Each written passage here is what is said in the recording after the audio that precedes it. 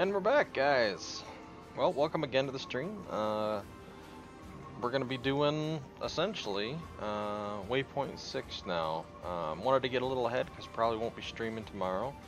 But, like I said, we'll go ahead and get started. Today, actually, with this stream, I'm going to have Truerex. And then, also, it looks like we had a special guest that was going to be joining us through Private Wing is Commander Red Sea Frog.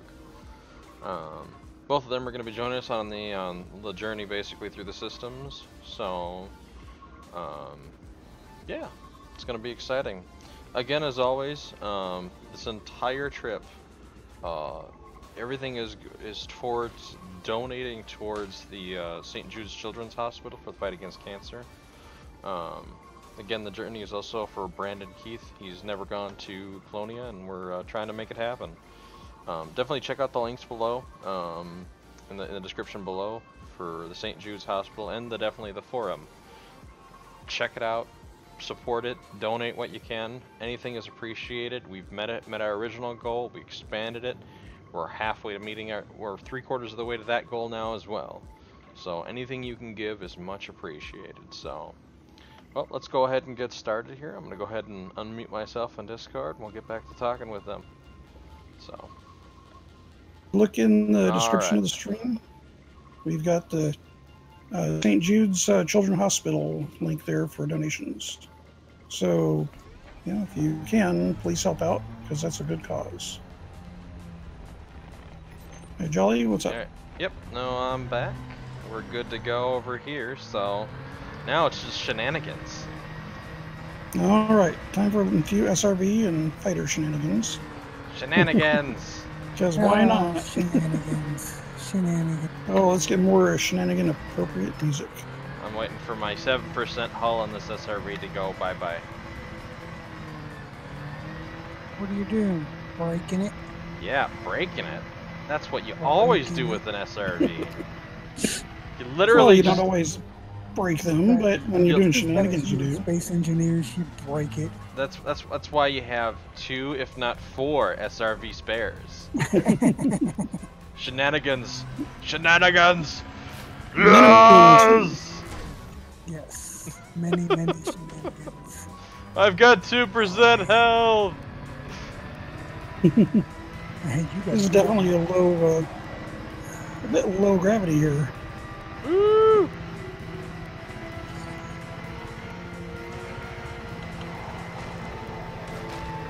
Come on, you gotta like racing style. Hit a rock. That doesn't help. Oh, I've got some music that's going here. No, Oh. no, the music turned. I'm stuck. Stuck Back on up. me. I'm There we in go. the menu. Yeah. Shenanigans! Oh God! Ah! Of course, you can only jump pretty much up. Uh-oh. I'm rolling. I'm a-rolling. No! And I can't roll because I'm too close to the ship. Alright, there we go. I got flipped back over. Alright. Let's explode it. Tried to jump over you, but you moved. Woo! Oh. Almost didn't stick that landing. Oh, this is getting me dizzy. Oh. There it goes. Definitely blew up.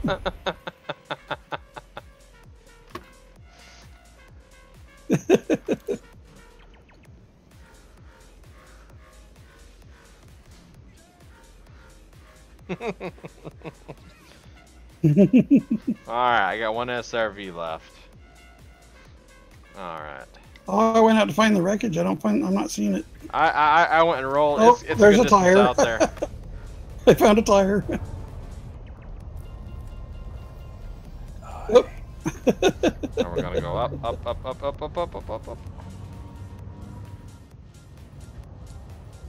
Won't let me lock onto the tire. I can't scoop it. You can't scoop the tire. Press Hey, F spare to parts. Oh,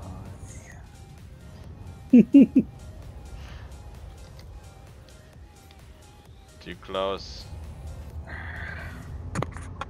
No, what's really bad is when you're trying to use your jump engines and you get too close because they close.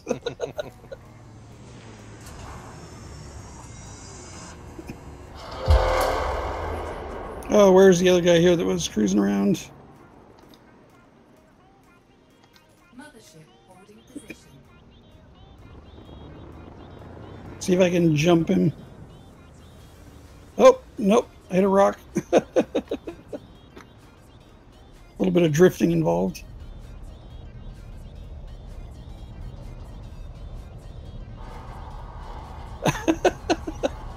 Whoops. Oh, he landed on me. He landed on me. Oh, fell off.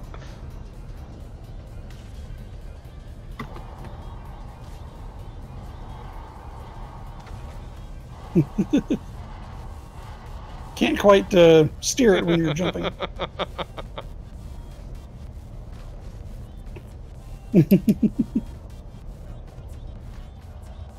Oh. Oh, it's so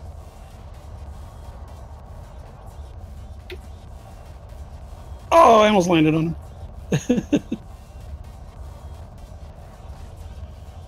fear the power of the Taipan.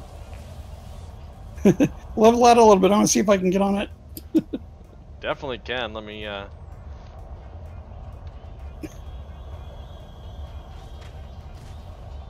you didn't have to come down that low. All I gotta do is go up and boost a little bit and it should be level out. I got it. I stuck it.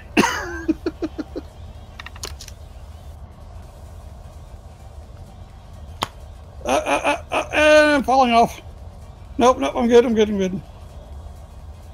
For a moment, and I'm falling. Signal lost, oh no. guys. I guess it didn't take too well to that. Yeah, your shield will just I only lost 25% hull.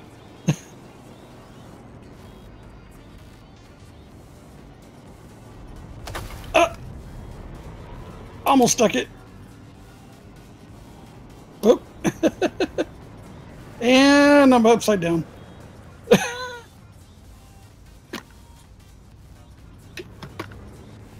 Okay, good thing low gravity, the thrusters work.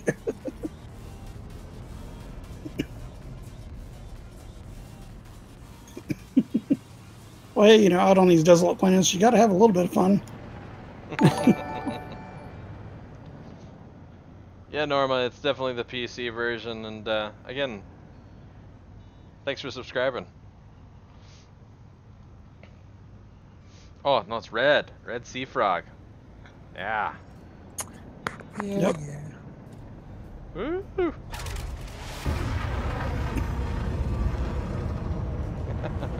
But yeah, Norma, it's definitely the PC version. That's what I run most of the time.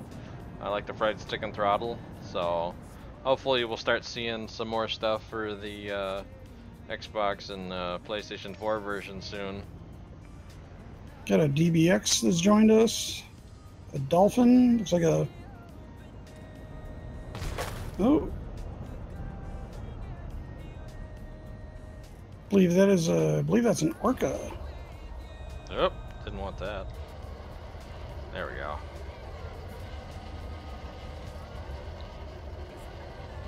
Yep, that is definitely an orca. Very nice. Woo!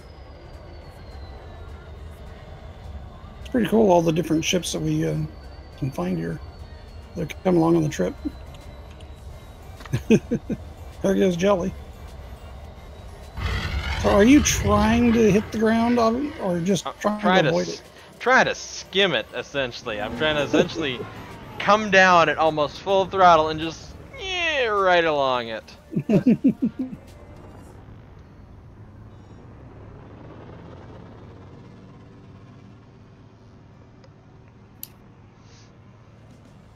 Oh, I can't use somebody else's Anaconda. I can't steal somebody else's ship. Oh, that's a bummer.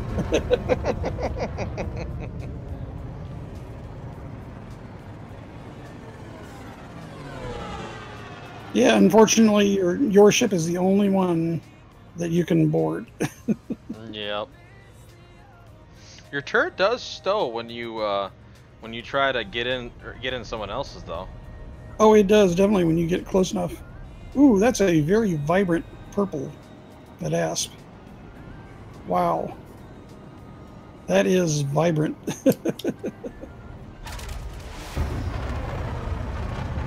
Now, see, it says that one's available for boarding. I'm just gonna borrow your ship. I think they'd be getting the better deal. That Anaconda I have is a bit more expensive and has better jump range.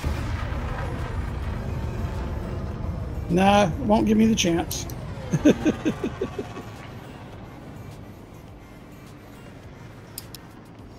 Welcome, That would everybody.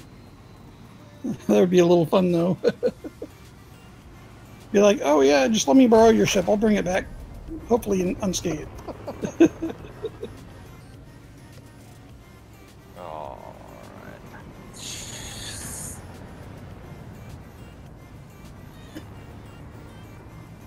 Now these little There's T-Rex. taipans, those are pretty cool fighters. Ugh, got stuck on a rock. Ugh. Woo! Woo! I just scooched right here between you and your ship and you. I was just like, woo!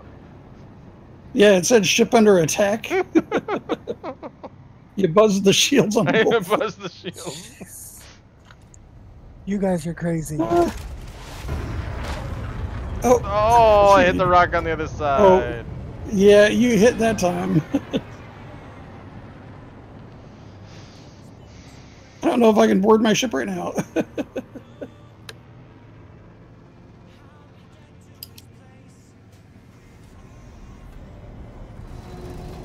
Oh, Ah! my ship won't let me board. What do I do? There it is. That time I literally just ran right into the ship and was like, hey! It wouldn't let me select the option to board the ship. Oh, I got the wrong option. When you buzzed me, it wouldn't let me board the ship.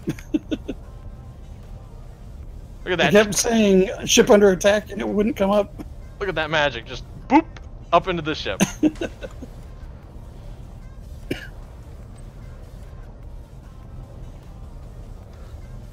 Let's get it off the ground a little bit, because we can't deploy fighters when we're on the ground.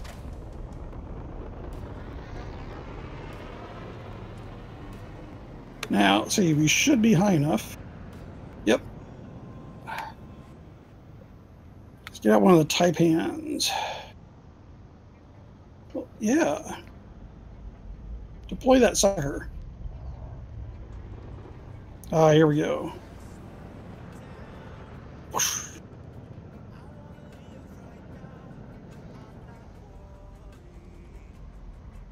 Make sure you tell your ship to hold its position. Give it an order to hold your position. Yeah, otherwise it'll follow me around. Yeah. Okay, gotta go to helm. Orders. It'll still try to hold position, but yeah, that'll keep it from trying to go away or trying to follow me.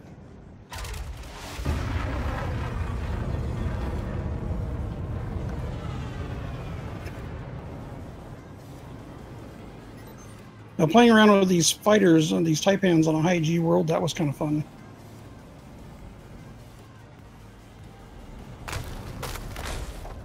oh, I almost lost my shield Whoops. that time.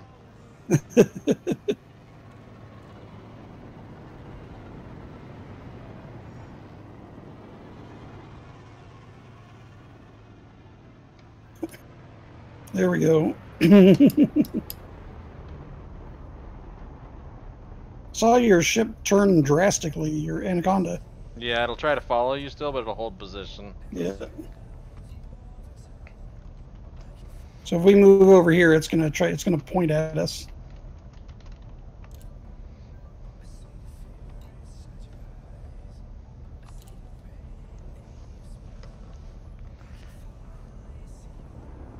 We're gonna make the ship work out.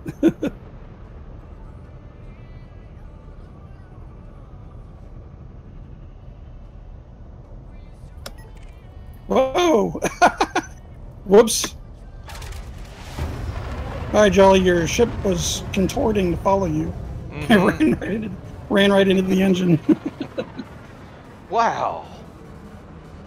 By geez golly.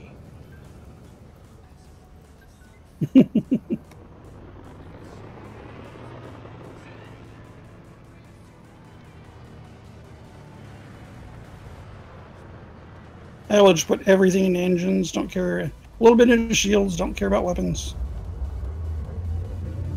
These things are nice and quick.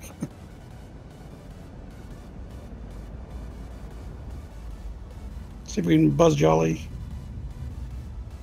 Being he's in a fighter, it's gonna be hard to catch him.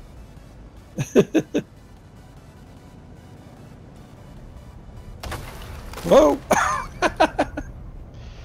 I have done it!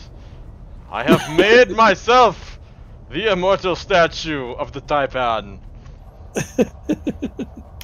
All you shall worship me. I gotta see this. You're nose down, aren't you? Yes. There we go. When you went nose down on the ground, I was swooping down to try to get under you. Didn't work out so well. I only lost 20% hull, but my shields went completely down. I have yet to lose any hull yet, so... Oh. I can fix that. Reverse thrust! That looks pretty cool to take it off like that.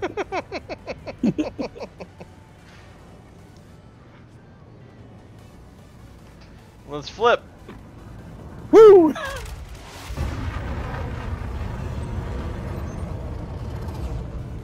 Good thing about these little fighters is I've got 16 of them.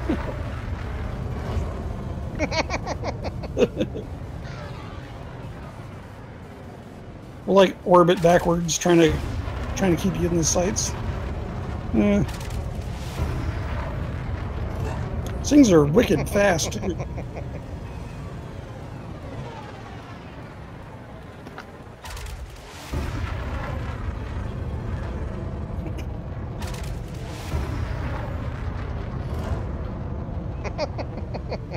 At some point, we're just gonna hit each other. Just crash out, boom, right in the face. Like,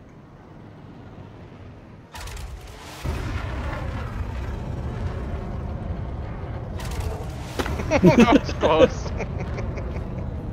Oh.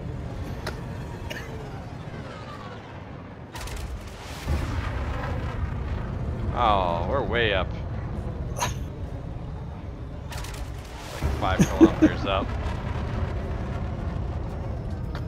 Yeah, but if you nose down and boost in the ground, you'll be down in no time. What's really cool is the quick you boost, quickly get turned around. Oh yeah, boost turns. Yep. That's the fastest way to turn. Let boost, turn, and FA off. You'll flip right around. Oh, it's just us two and one more here. Yeah, everybody else has moved on. Huh? Yep. They ran out of SRBs.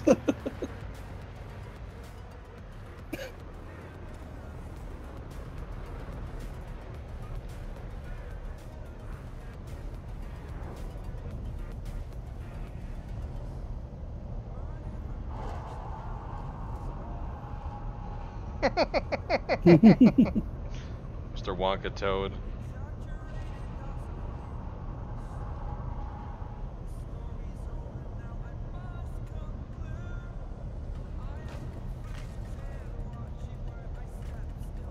It was a bit of a rough set down. I'm trying to get him on top of me. Yep, he's on it. Should be able to go up and lift up. Yeah. Alright. He's still there.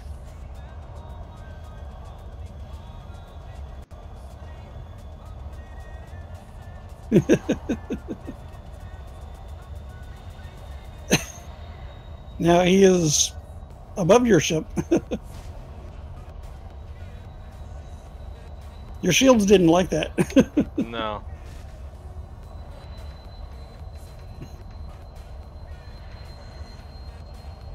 Oh.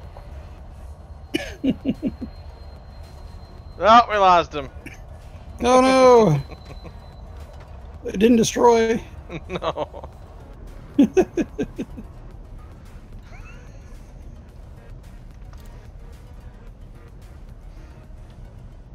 See if we can do a very gentle touchdown. And remember, these fighters have no landing gear because they're not designed to land. Surprisingly, the fighters just work well. I have to choose.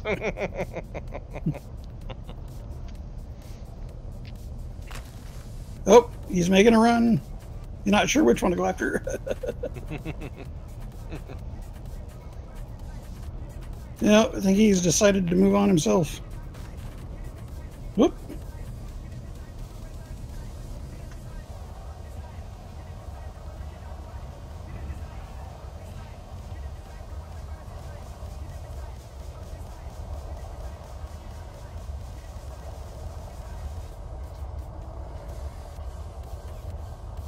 This is what happens when you play with type hands.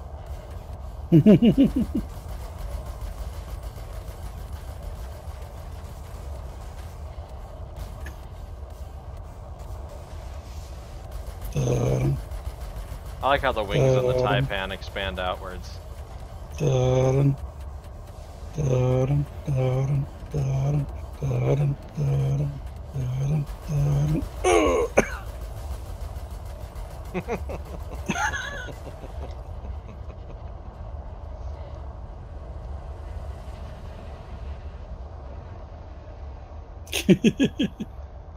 You're just kind of... I don't think you're going to be mining very much that way. No, but I like how the wings expand out as heat rods. Yep. That does look pretty cool.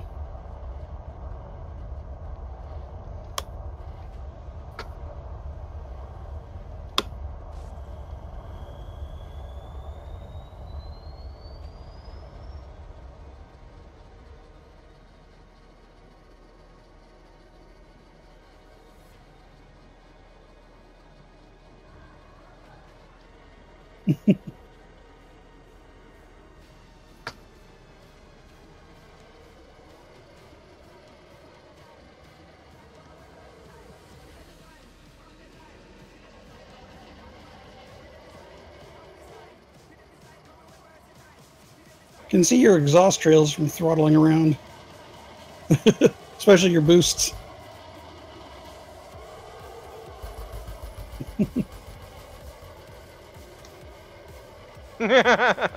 Funny thing, as I shoot down, you can see the dust trails Yep. of where I shoot. So, oh, all right. I do believe the ones I have here are fixed plasma, so it looks a little different. I've got the well, this is the AX taipan. Oh, this one's the beams. Yeah, I got fixed beams on this one. And then the I think the other one I have is kinetic. It's multi-cannons. Yeah, so that one will leave the trails. This one just deletes shields. That's all it's designed for.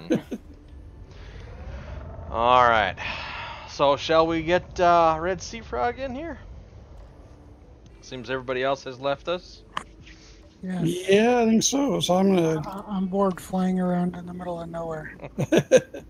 All right. I gotta get docked. I shall head over to your private group. and then we shall grab him and go. Sounds good. I will get docked, landed, and we'll get set up. Don't even land. You don't need to. Oh, that's true. We can just do it right in the air. Alright, well, we had our fun with the group of people over there.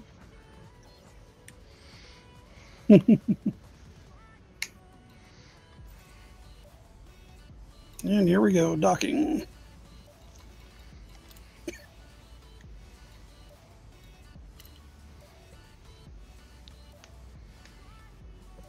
Ugh. Well, let's see here, galaxy map. Let's bookmark our planet here. Okay. I'm gonna go ahead and edit this. All right, so let's go back to the main menu. Yes. And Frog, you're in my private group also, right? Yeah. Okay. 9.5.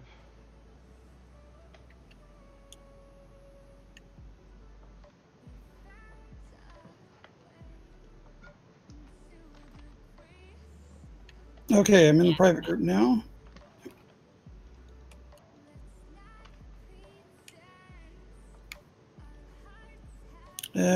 Currently still won't let me invite you in. You're unreachable at the moment. Yeah. Are you loaded in or? Give me. Oh, I know. I'm in. If you're in my private group, it should allow you. Yeah. Or do we have to be in open? No. No, I've done it in private group before. It's weird though, it's not letting me invite anybody multi-crew. And I know I've got... Oh, well no, Frog, you got Horizons. Yeah. So that shouldn't be a problem. I think that's what I loaded in through. I've invited him to multi-crew. Huh. Huh. Strange, so I wonder if for some reason my game didn't load Horizons correctly. But I'm on the planet, so it has to. Because you can't land on the planet unless you're running Horizons. Oh, now I can invite you to crew. Okay. Okay, how do I frickin' Hey now. Language. Language. freaky thing is not working and letting me do it? You'll have to go up, I you have to go up to the top there. Yeah, I invited you to crew. So it should give you something up at the top. Yeah. It's for exploration, so the invite's been sent. Dang thing. Ha! There we go. Incoming message. Took me a second to get to it. Oh, I can't do it. Can't do what, multi-crew with me? Well, so I have, if I'm gonna fly with, so the problem is I can't invite to a wing because you're in multi-crew. Yeah. So You could do multi-crew or a wing, but you can't do both. then yeah, it's gonna be a problem. Well, Why can't you do that? That doesn't make sense. yeah, because it's a limitation on the game right now. Because when you get multi-crew, you get that extra pip for weapons. And I guess they feel that would be overpowered, so give an advantage. I mean, it's not. Yeah. That's silly. Yeah, so unfortunately, while we're in multi-crew, there is no wing options. Dang it. Okay. Finally, I got to the right thing. But that doesn't mean we can't get in the fighters and play while we're here. No, I get transported halfway across the entire universe. Yes, you will. Better than Stargate. Hey, now I don't know about that. So there's only 2 turret weapons on here, which are off limits because we're not doing that. Oh. We're not shooting anything. We're exploring. We're just exploring. I know. Okay, so you have the option to jump in one of the fighters. and you can pick either one of them. You crash a fighter, no big deal. We got 8 of them. We got 8 of each kind, so 16 fighters total. So go ahead and pick one. So how do I get to that? I can't remember. Okay, should be menu number 3, I believe, on yours. It should be down. Aha, got it. Yeah, and then pick one of the fighters. Okay. I'm guessing there's a reason why there's a proximity warning. Well, had to get you all fixed up for your trip. Hmm. Your shield had taken some damage, and you have no shields right now. Yeah. Who did the damage? Well, you did your own hull damage. I repaired the hull damage. So. Right. I didn't have the hull damage when I landed. Well, you did now. Uh-oh. Uh-oh, someone's launching a fighter. And there Frog goes. Yeah. Hopefully with a little better steering than last time I tried this. Well, remember now you're close to a planet's surface. Yeah. That's gonna... Alright, so let me get my map up here. We'll get started and go on to the next section. We're going to Thor's Eye. Yes, we are. NGC.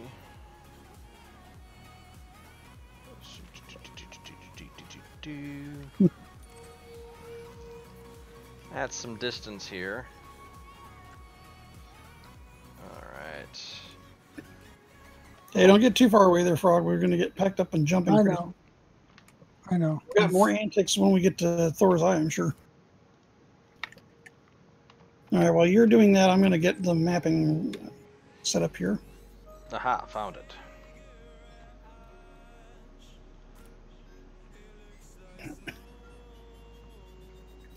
Let me get the system name I need to go to.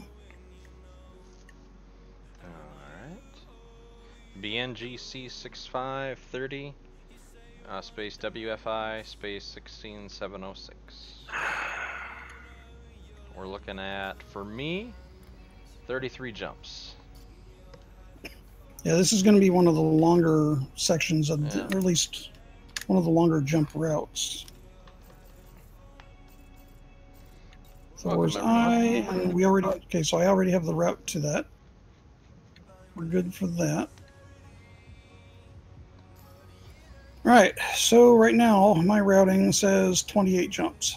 Yeah, you got a little bit longer distance than I do. Yeah, just slightly. About 5 light years more. Yeah. Maximum, so 4.5, 5 years. You're more than welcome to follow me. Otherwise, you can obviously go on your own. Let's meet up there. Yeah, I'll go ahead and follow you through. Just as soon as Frog gets back here, we'll be ready to go. I'm working on it.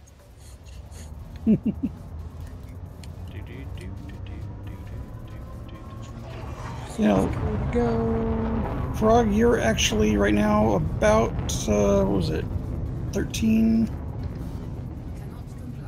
Let me see what the distance from Sol is right now. Way too stinking far for me to even try. I think we're about 4,000 light years. 5,287 light years from Slow Sol. down. Missed the ship because hitting that would be. Well, that's Thor's Eye, so we're 4,030 right now. Because we're Red Spider second. Don't back up. Yeah, so you're 4,000 light years from Sol right now. Hooray for me.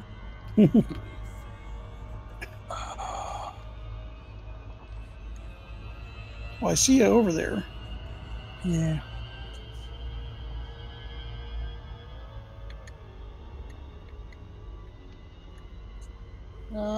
It's not driving the way I want it to. Where are you trying to go? Back to you. Okay. You've requested docking? Not yet. I want to get close. Because piloting is my horrible non-skill at the moment. I'm still working on getting my dang controller to work the right way. I think I need to invert my... Are you upside down or right side up? No. The way I'm controlling. Oh, invert your controls. The way I'm controlling. Alright, we're almost out of the... Alright, I'm out of orbital cruise now. Oh, I see you beside me there, Frog. Yeah. Okay, you need to go behind the ship so you're looking just below the thrusters. Yeah. You should have the glowy blue lights for docking. Yep. Well, not yet, because He hasn't requested docking yet. Request the docking first, you'll see the lights.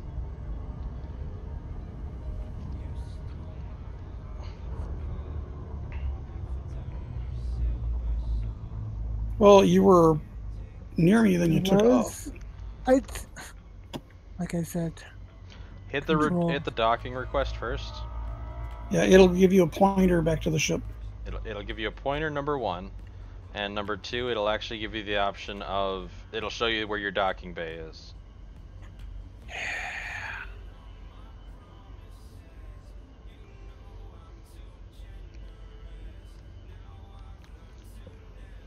come Welcome everybody.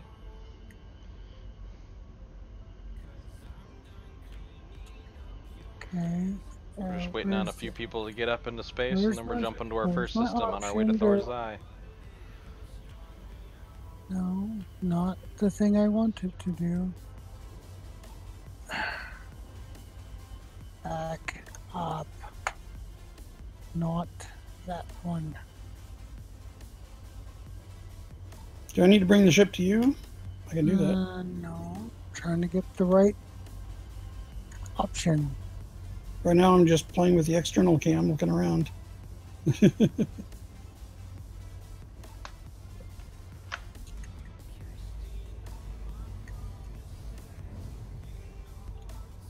Welcome everybody that's just joined.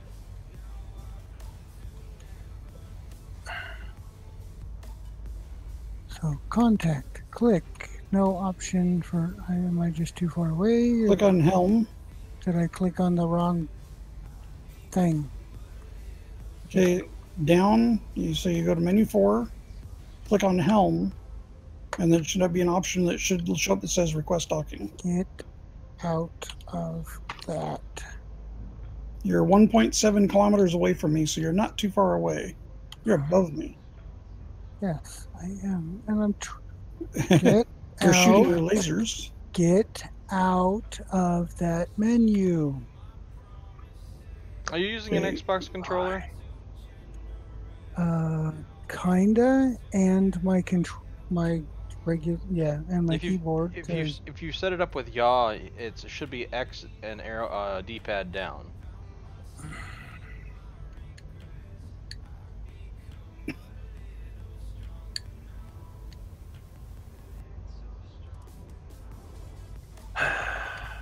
Okay. Because that was the option. Okay, now there you go. Now you got the docking requested. Yep. Like I said. And then just fly it right into the back of the ship. Yeah, just getting that little blue cone, and that'll kind of suck you in once you get there. I gotta get to the back first. Yeah. Yep. Well, you were above me, Oh, I am definitely about 800 meters above me, unless you're still going up. trying not to. Trying to keep you. I'm stationary right now, so I know. any movement is on you. I know. Because, like I said, horrible at piloting. How about we not crash into the ship? That would be great. As long as you hit the circle coning, you're fine. Yep. Unfortunately, that's on the bottom, and I'm looking at the top. Yeah, so fly around Yeah. the back.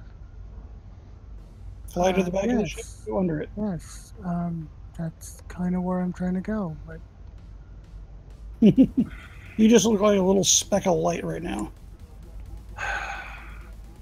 Sorry guys about this. We're still waiting on them to get their stuff together here.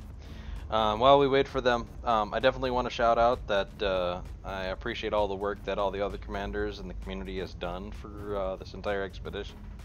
it's good to see it's actually coming together and people are enjoying it, and definitely for the cause. And definitely check out the links below about the whole expedition.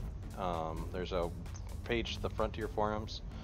Also, check out the other link to Just Giving for the cause. Essentially, we're getting money, raising money for St. Jude's children to support cancer research. And this one specifically was melanoma for Brandon Keith. He wanted to. His dream was to go to Colonia, and we're trying to make it happen. So, anything you can give is always much appreciated, and definitely check it out in the link below as well. So, and thanks for showing up. That's always appreciated to see people show up and support. So, but yeah, I'll go ahead and hop back into that channel and we'll see where they're at. Okay, so you got throttle and strafing. Okay. All right. Which is where my whole issue is coming from. Yeah. It's the getting used to. I wanted to go a little to the left. I did not want to slow that heck down. Alright, so True, I'm gonna go ahead and jump to the next system. And just catch up with me here. Yep, Yeah, go ahead. And learn how to. I'll let you know once we're on the way what system we'll meet in. Alright, well, you should be able to link right up with me here, so I'm gonna see what's in the system and we'll see what's going on there. Sounds good, go ahead. I need to reset my.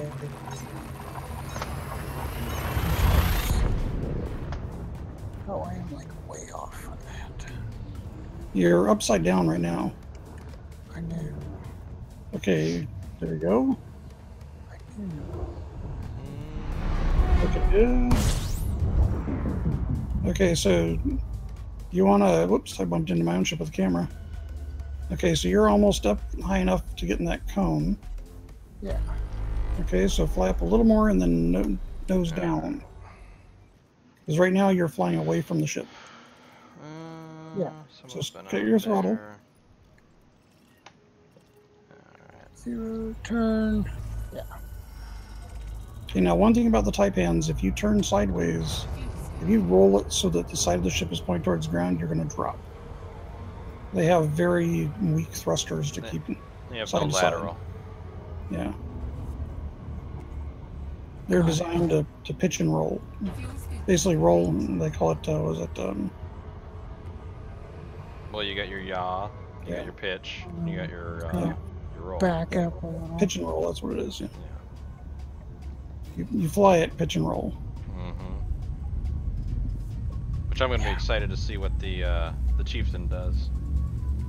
That's going to be incredible if they do it right. It looks very awesome. Oh, what does it remind me of? It reminds me of that vertical takeoff, the V-22, or what was it called? V-22 Osprey? Yeah, the Osprey, the V-22 Osprey. Yeah, it kind of looks like that from the front, but it looks, to me, it looks a little more like something off of Avatar. No, well, the reason it's called the Chieftain is because of Halo. Yeah, seen their Ospreys in Halo? No, I haven't seen that. It's definitely, I gotta get a picture of it here for you. Inspired by that, huh? Yeah. So basically, the Osprey, so Halo had an Osprey, basically. They were a pain to try and fly sometimes. Just bring it in slow, you're doing okay, you're getting closer. I know. Where is it? I got an image. Yeah. So essentially, the idea was it had a front and a back, and essentially looked like an Osprey for Halo, and it was just. There, I got an image of it there for you. I'll stick that in the. Thrust down, thrust back down. You're going up. Yeah. Don't touch your laterals. It's an elite talk there. Okay. But yeah, essentially, basically, it was a whole design by them, and it was just sort of that they've played the game so much. A lot of people have liked Halo, Stop. and so I think that's what that's just. It's inspired by that at least. So, but it seems to be different. I don't know what they're designing it for. It almost seems like it's a mid-tier cargo ship. So I'm hoping it's not a cargo ship. I'm hoping it's definitely something to fill a niche like a Python or something. I'm almost there. You know, or it's the Lacon's idea of a combat ship, because it's supposed to be super maneuverable. So there you go. You got it. I have to adjust those controls now. One of them is, and I needs to not be, or it's not inverted and it needs to be. Yeah, it takes practice. Way. Just practice. Yeah. You know, I usually set up the gamepad with yaw, is what I set it up to when I originally played with it. Should be, but I think maybe you changed it or something. I think I changed something somewhere. Yeah, it's like I think I flipped one of the controls so it's inverted. Control pad with yaw. Let's go set that all back to the way. Something I changed. I was like, oh, it'll. Nope, didn't work better. Okay. Zoom, back in game. Yay. Alright. Okay, while you're doing that, we're going to get out of the planet's pole here. Get into Super Cruise.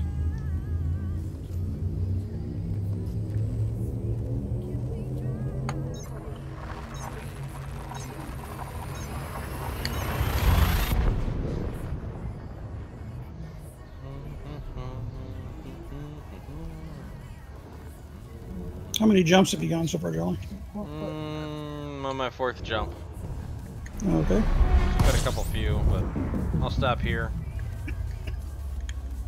so that you can link up with me. That's the one I wanted. Press the And right wouldn't you stick know, and it's then I can look around. It's the only solar system with 1 star.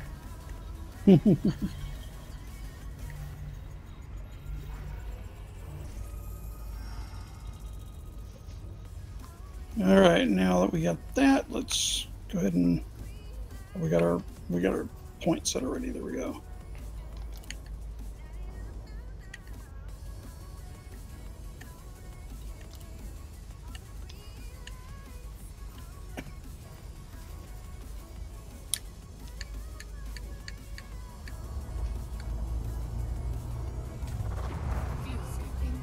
It's always fun to start a little exploring off with some fun antics. Yeah. Till you can't fly straight.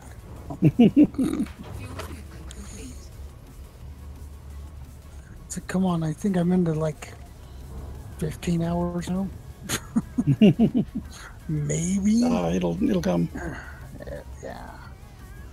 Yeah, it really didn't stick with me until after like at least 30 hours. And that was using the gamepad, and then it really didn't take long. Once I got the flight stick and throttle, it didn't take more than an hour to get used to it, and it really helped out once you had those. Yeah, I gotta get me a flight stick. I just do. Well, you really want the full HOTAS setup. I mean, you really want the whole setup. You don't have to have the foot pedals. But just having... Right now, I'm using a cheap knockoff Xbox controller. I understand. I also have a cheap knockoff PlayStation controller. And, yeah, I don't know which one I like better. So, but yeah, the flight stick and throttle really, with all the buttons, with all the features and everything that you can program into it, it's just a whole ton better. You know, you just... Now, if you're looking for cheap, the the T1600 by Thrustmaster. T16,000. 16,000, yeah. I personally like the stick on that one, not so much the throttle, because the throttle is an absolute forward. There's no reverse. There's no clicking with the reverse. It's literally just 0 to 100%. But you have a button to hit full reverse on it. And the weird thing is some people still use that on other sticks. They disable the click mechanism for your reverse option, and it's just they use the absolute forward thrust. So yeah. Uh-oh. I lost Discord. Jolly left. Discord disappeared on me there for a second. Oh, yeah. That's what happened. Sure was. You didn't like I said that. Well, you just caused some problems, Frog. You know, just... I am. He's a troublemaker. No. Big troublemaker Frog's a there. troublemaker. I keep crashing into the solar panels on Mars or no. Alright, well we gotta get in that Nebula. Just look at that. This is... That's party. You know, I look at it and I see the waypoints I've been to so far, and it was like there's Jackson's Lighthouse, and then it was just like boop, boop, boop, and then you get this one and it's like 3 times the length of like all of them. There's a couple of nebulas over there. I think there was a nebula that I needed to make a pit stop out here. I can't remember what it was. I think Commander Plater was told that he should stop there. Was it Trachea? I think I remember. I don't know. It was a little bit outside the path there. It was a pit stop that was told to make a pit stop there, and it was really, really nice apparently. So, but it looks like you're one jump away.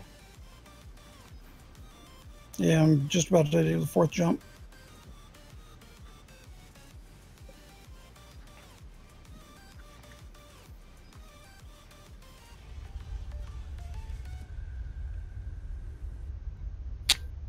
It's kind of funny how we're so far out that we're seeing other galaxy stars or galaxy stuff out there. We're not actually... Well, actually, no, we're pretty in center, dead center. No, we're up towards the top. That's right. Huh. Yeah, we're just above the galactic plane. Yeah. That's our destination. Okay, if this doesn't put me in the same system, it'll put me real close. Well, your jump distance should be enough to put you into my system.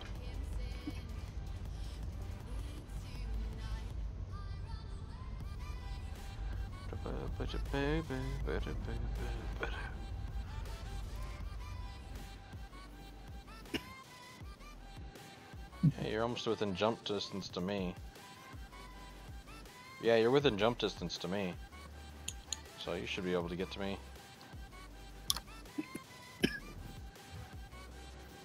Or actually, you go on ahead. I'm just ahead of you right now? Yeah, I'm back one system there. I'll jump to my next system here. Which means you'll be able to get next to me.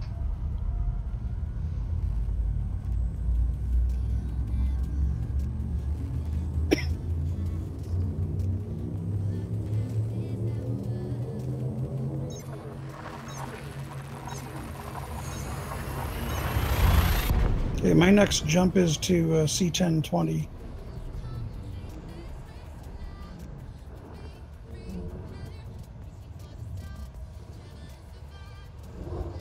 What system are you jumping into? I'm on B19-0.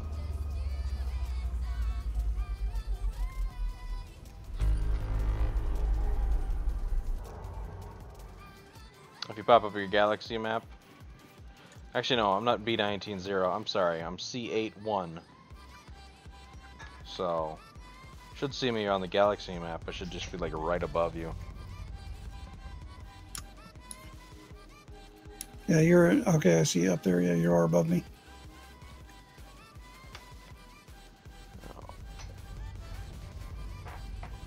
What system are you jumping to next?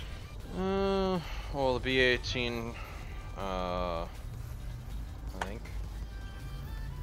I'm scanning a planet right now.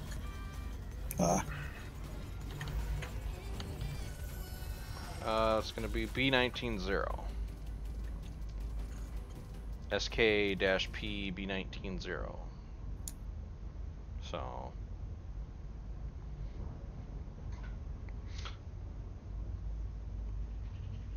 Fuel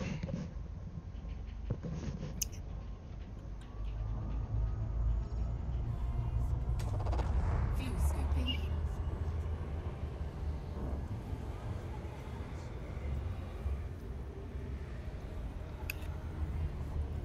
Fuel scooping complete.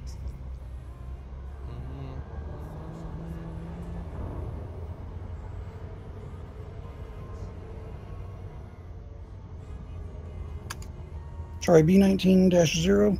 Yep. Or sorry, B-9? Okay.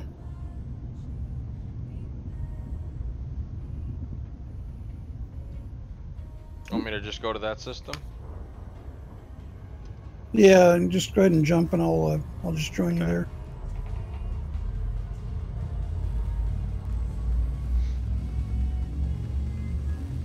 Otherwise, I mean, you can just keep going. I mean, there's no problem with that. I mean, multi-crew is just going to keep us separated out of wings, so...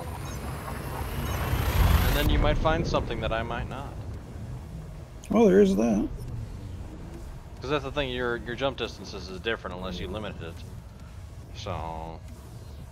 No, I could recalculate it, and it should put us on almost the exact path. Yeah, it'll be slightly different, so...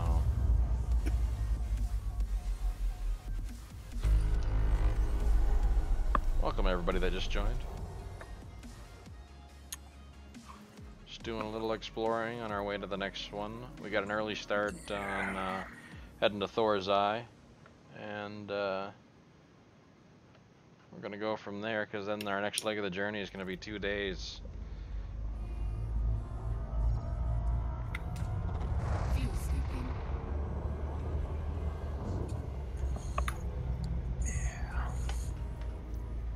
Why did it jump me out of that? Fuel scooping complete. So let's say to meet up over there in that system there, True. And you can go a separate way, and I'll go my separate way, and we'll meet up and we'll do some more hijinks. Okay, just meet at Thor's Eye. Yeah. Sounds good. I know. Because you have a slightly farther jump distance than I do, so. And hopefully we'll see something. Maybe you'll find a planet with rings on it, or something interesting. That's the beauty of it. It's the journey, not the destination. Well, the destination is part of the journey, though. That's true. Yeah, destination is the sum of the journey. So Well, it's the reward of the journey, I should say. The new mega ship for Dove Enigma. well, it's about the journey itself. It isn't about getting to the mega ship or doing that. It's about everything along the way and doing what you can. Well, no, So that's just the prize at the end, but it's not the whole of the journey. yeah. Nothing in this system, and somebody's already scanned the sun. Fuel scooping.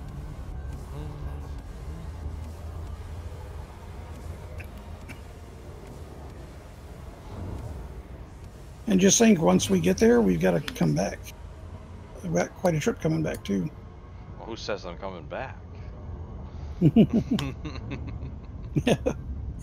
Well, the beauty is, Spend the rest of his life on the other side of the galaxy. well, the beautiful thing about it is the easy part is coming back, because we are taking a route that's around the neutron highway. Essentially, it's a path of where we don't actually go that direction. And if we actually follow the neutron highway, I could get home in a lot less jumps than I would if I had, because I would just hit the neutrons every way and boop, boop, boop, boop, boop. So that's the beauty of that when someone figured that out. So, and then you get all those way stations along the way for that neutron highway. So. Oh yeah. Yeah, using the neutron highway, it would take me a third of the jumps to make the trip. Yeah. That's insane. Well, when you're going from like 40, like it's basically, so if I hit a neutron, I go from 40 light years or 42-ish to 170. Fuel scooping. That's a jump. Yeah, and that's with my weighted down ship. Now you take Drew's 50 light year, and he's getting like 200. Exactly. Fuel 206. 206. So the more jump range you have, the further that neutron actually powers that jump for the overcharging. And that's not including if you neutron and then do an FSD injection. You do an injection, that's another 30% on top of that. It's multiplicative. So you literally can jump close to 300, 400 light years in some Yeah, if you do build a premium injection material, yeah, you can seriously get about 30 to almost 40% on top of the neutron star jump supercharge. So you can get pretty far with it if you know what you're doing on them. The problem is getting the materials, you know, finding the right neutrons to go in your direction. So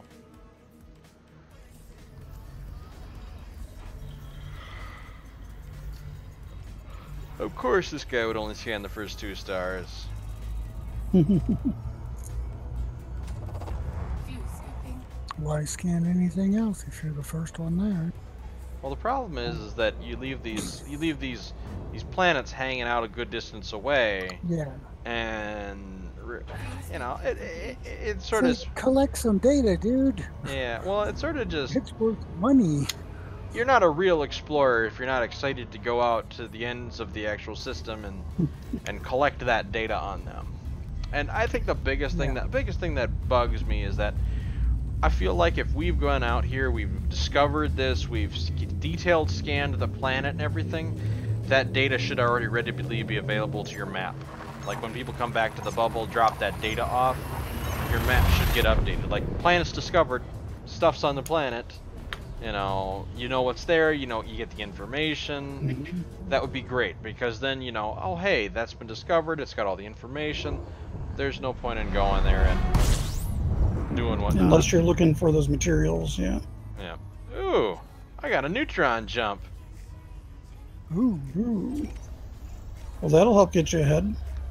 Yeah, I'm going to go 170. And it's the only thing in the system. Oh, a Spiderhead was here. Alright, so what's my next route? That way, okay. To the purple! Don't break my ship!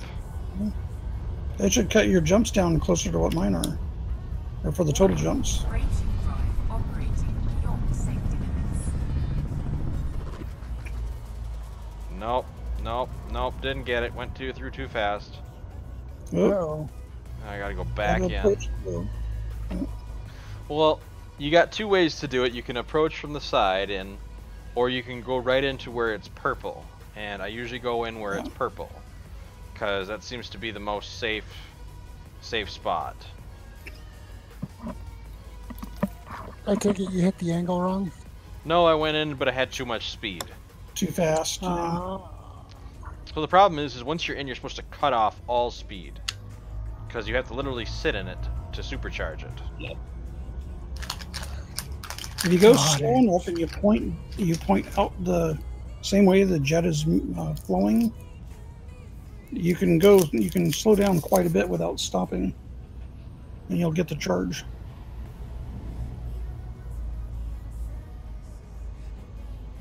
It's a little nerve-wracking to do it. Because if you mess up, I'm guessing you hit in the neutron star? If you mess up, you hit the body exclusion zone, overheat, and drop out and damage your ship. Yeah. Alright, I've got supercharge. Yeah.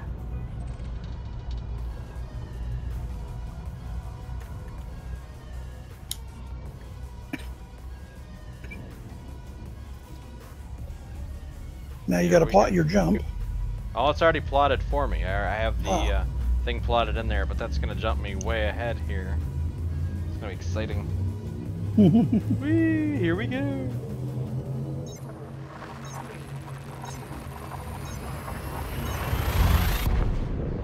It's like, is this really a race to the end? No.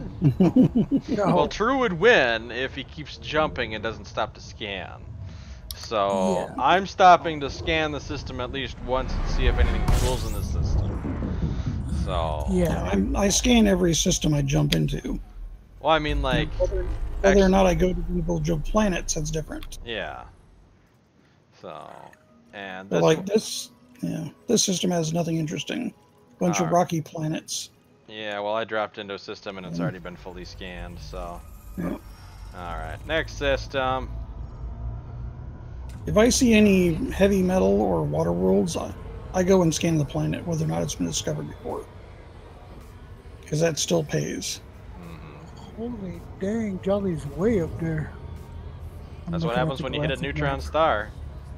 Well, you were already kind of up there, but now you're like way up there. He was still easily within a jump away from us. Oh, okay. Then I hit that Wow. neutron star, and that's like 4 jumps for you guys. Yep.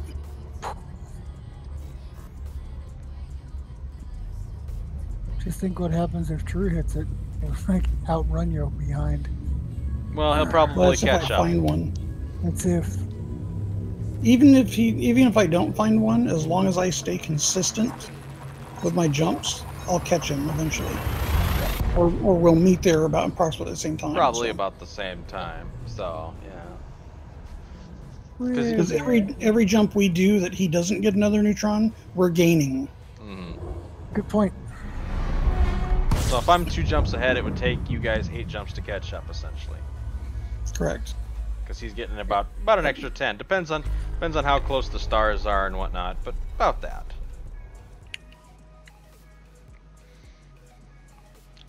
It also depends on where the stars are located, because some of them might be closer than others.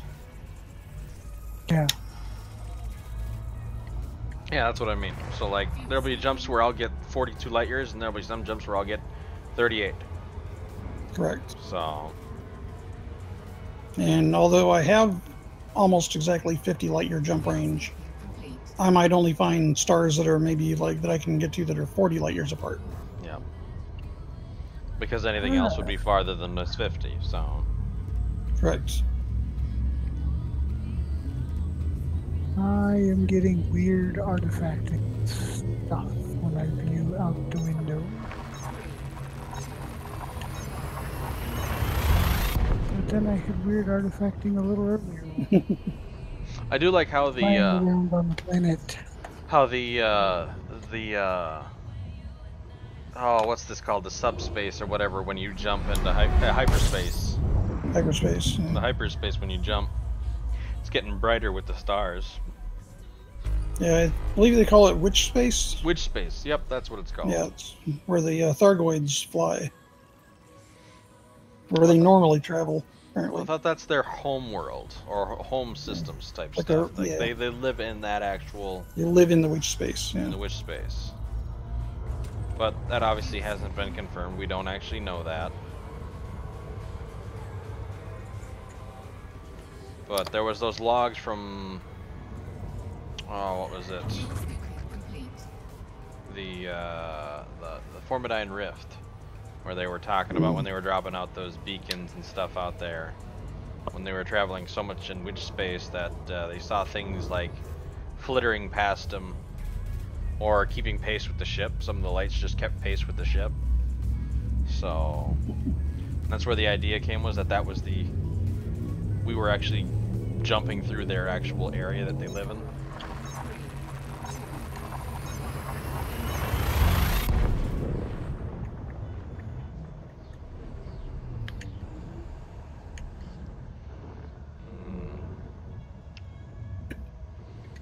Well, so far the systems I've jumped into have nothing interesting. Yeah, it's been pretty barren. I mean, when I was going from waypoint 3 to waypoint 4, I had at least 7 like water worlds along the way, and nobody had scanned them, and I was just like, what is this nonsense? It was just Yep, like get those puppies. just money was rolling in the door, and I'm like, what's going on here? Alright. Again, nothing but rocks. Makes me kind of sad. I would like something other than rocks. Now, the real payoff, especially if you don't have Elite yet, is getting a whole list of first discovereds. Yep. Because those give you a lot of exploration rank. Yep, and that's what I've been doing, is getting a lot of places. Like, that was a lot of those water worlds and those other high metal planets. I had a whole bunch of them weren't discovered on waypoint, like, 3 to 4, you know, and it was just surprising to see so much in there. According to the system, there's a lot of ringed worlds. Oh, yes. Unfortunately, all the interesting ones have been discovered already. Yeah, I see that. So this one right here is a high metal, first discovered by. This one, potentially ice or water, first discovered by. That's not going to be water, though. It's probably going to be ice or metal. Too far away from the star to be water. Yeah. And the weird thing is like, so large bodies are worth more, like gas giants. Like, if they're planetary items and not moons, they're worth more. Yeah. And if it's a moon, they're worth less. Yep. Which is why you don't.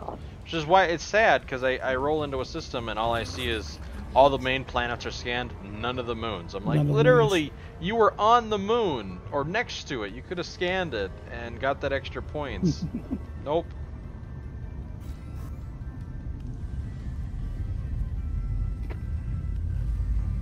So, oh, what else is coming up? We got the beta coming up from Beyond. I'm hoping that they fix engineers here. That's gonna be, I'm gonna roll that live on the 23rd and see what happens there. Now it's supposed to hit on the 23rd? Yep, January 23rd is when the open beta is. Tomorrow night is when Frontier's doing a live stream for it. And they're going to go ahead and cover pretty much a lot of the stuff that we're supposed to see. Maybe yeah. And they're also, supposedly they're also covering the new planet stuff. So the regeneration of the planets and that. Yeah, the new texture engine. Yeah.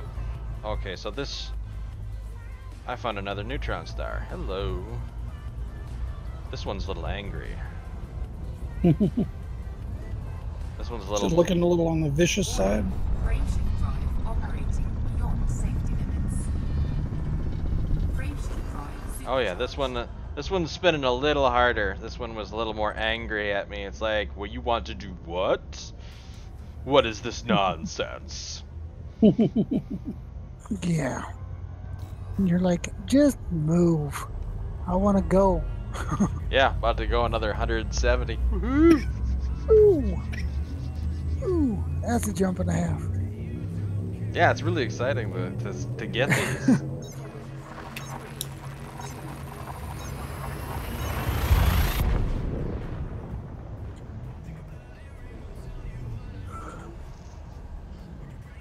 We got 14 jumps left at Thor's Eye. Wow.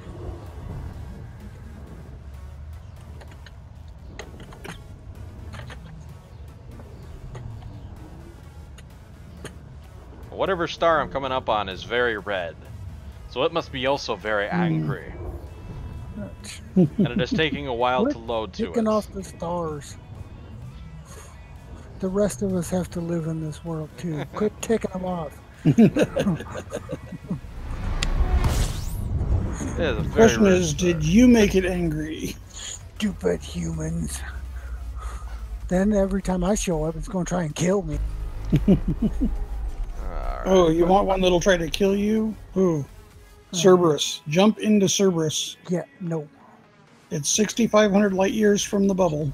Just no. It's an absolute gorgeous system. But when you jump in, you jump into the middle of a trinary star system. Ouch. If you try and climb out of that in the wrong direction, that's going to hurt. Jumping in, my ship overheated. Yeah, it's full stop on going in. Yeah. Yeah. I jumped in and my temperatures went up to 120%. Not funny. It was a little terrifying. You're like, I'm going to die, I'm going to die, I'm going to die. I popped a heat sink and I looked for a way out from between the stars. And that's the only thing you can do. If you don't pop a heat sink or you don't have a heat sink, you better have a ship that handles heat really well. A DBX will do it well. Anaconda, if you have the right setup on it, will. Any of the Explorer ships, really. Yeah. I carry 2 heat sink launchers on this ship just for systems like that. 2 heat sink launchers. Yep. Okay. Well, you're limited on the amount of ammo capacity on the heat sink launcher. I think it's what, 3? Right. By 3 default? on each. Unless you do the engineering. The engineering one, yeah. Then you can get 4. But it's not really worth it on the 4. It's better to get the lightweight or the the lightweight on them. Unless you're building for combat. Well, yeah, if you're building for combat, then you want more ammo. But if you're out, exploring, you definitely want that lightweight to keep your jump range up. Fuel scooping complete. Warning. So there's a lot in the system, but there isn't a lot interesting in the system. All these little moons are all rocky. And there are no planets in here that might be metal, but it looks rocky. It's not the right color for that. Now, there's a couple in here that are probably metal, but are they worth the trip?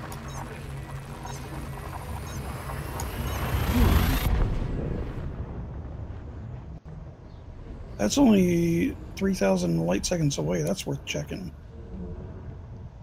Okay, Frog, so if you look at the stream, you see how blue that is? That's either ice or a potential water world. It doesn't mean it is, but it looks like it is. Oh, my Bomberman music is on. Bomberman. That's what it sounds like.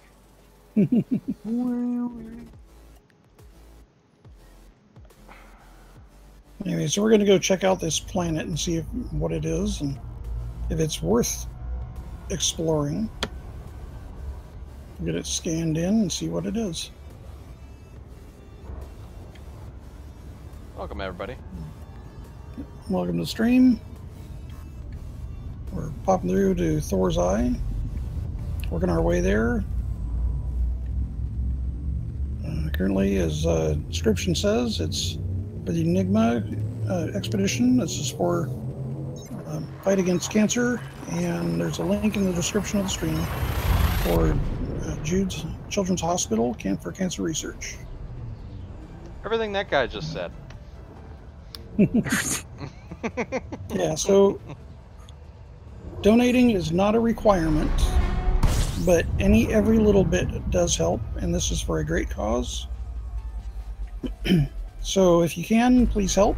If not, it's understandable. We all can't help. We're just here to have some fun, kind of go through the stars with friends, and just kind of chill out as we go. If you have questions, go ahead and ask. Metal, metal, metal, metal, metal, metal. I got 4 metal. Oh, but somebody's already scanned them all. Well, shucks. Of course they would. It's also a neutron star. Again! Oh, Nice.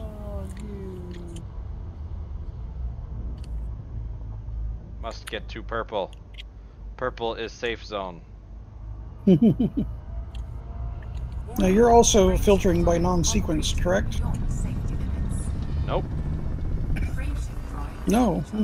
So the way I do it is you go into your left, filter? go into your galaxy map, you go into your plot area. Mhm. Oh god, did the thing light up blue? And you go down there, it says fastest routes, and then use jet cone boost. Yeah. Oh, because you used to have to search for non-sequence. Correct. If you put the use jet cone boost enabled on there, it automatically searches for neutron stars to use the boost. Oh, that's That's a change they didn't have before. Oh yeah, there it is. Ah. It's telling me if I move over one system on my path, we'll get a boost. Can I really jump? Can I jump that? Is that really going to allow me to jump? Nope. Why do I have a feeling it's an amazing jump? Well, okay, so I hit the cone boost, and then all of a sudden it locks on my I open my galaxy map. It immediately locks onto the last target, which is 542 light years away, and it's like, you're good to go. One jump to the end, and I'm like, what? I'm like, what?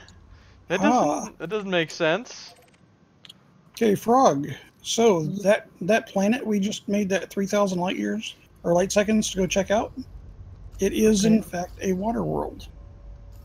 So that's going to be worth between 300,000 and 600,000 credits by itself. What? And that is worth a lot of money. That one. Now, I do believe we had a route we had to change. Oh man, if I got... Oh, I wish I had premium FSD injection. The bonus is 100%. Oh god, you could just jump so far.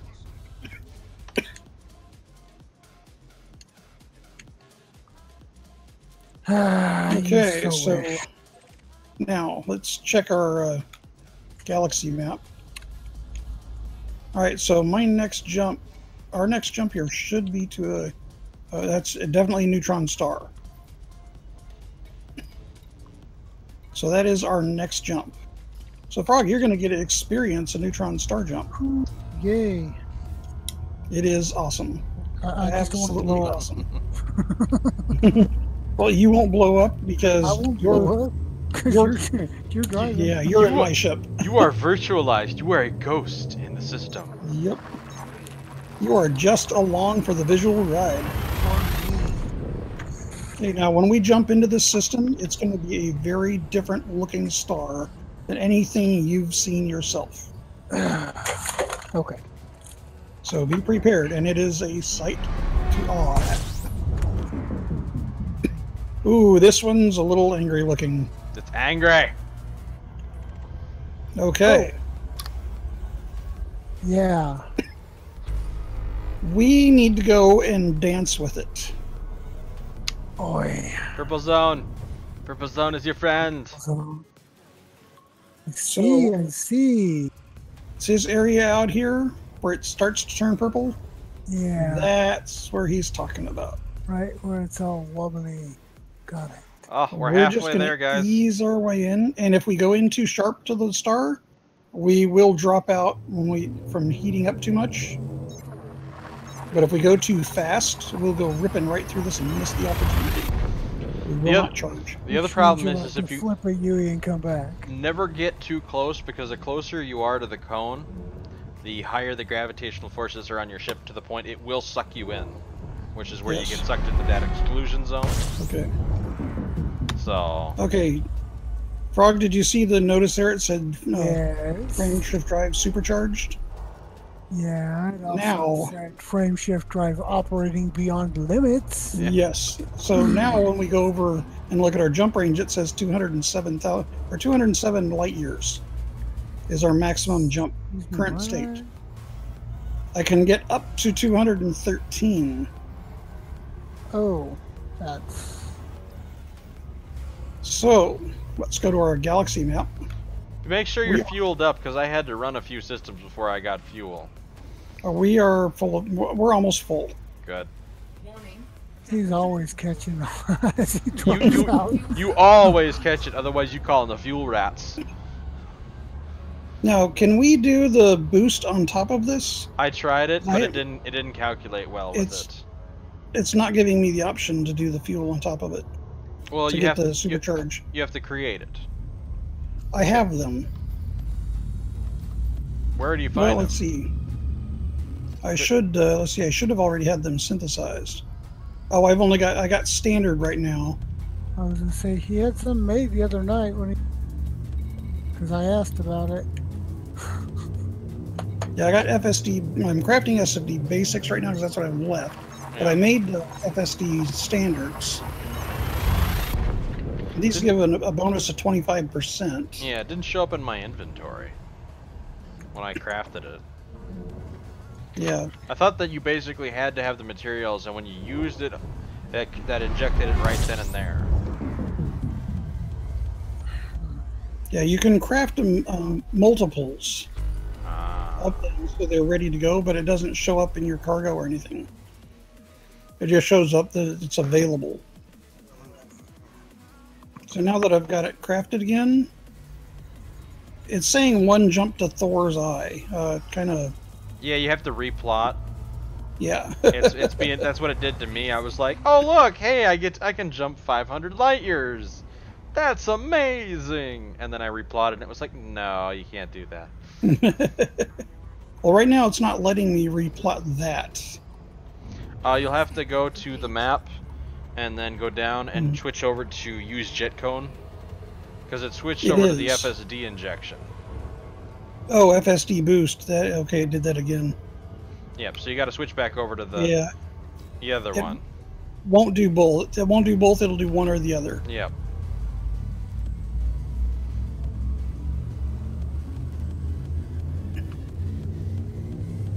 Plot the route. Come on. Unable to plot the route. So it broke it. Double check. Yeah, breaking not good.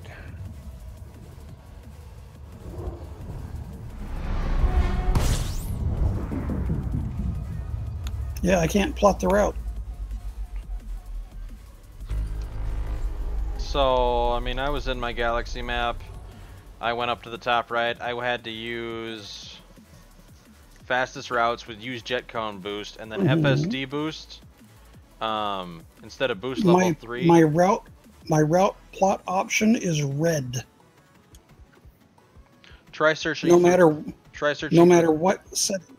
Try searching for the Nebula again, and click on FSD boost, and it should say supercharged.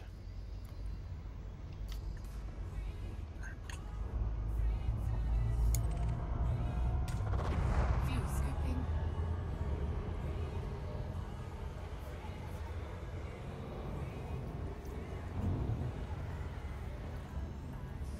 Fuel scooping complete. Yep, gives it to me again. Plot route.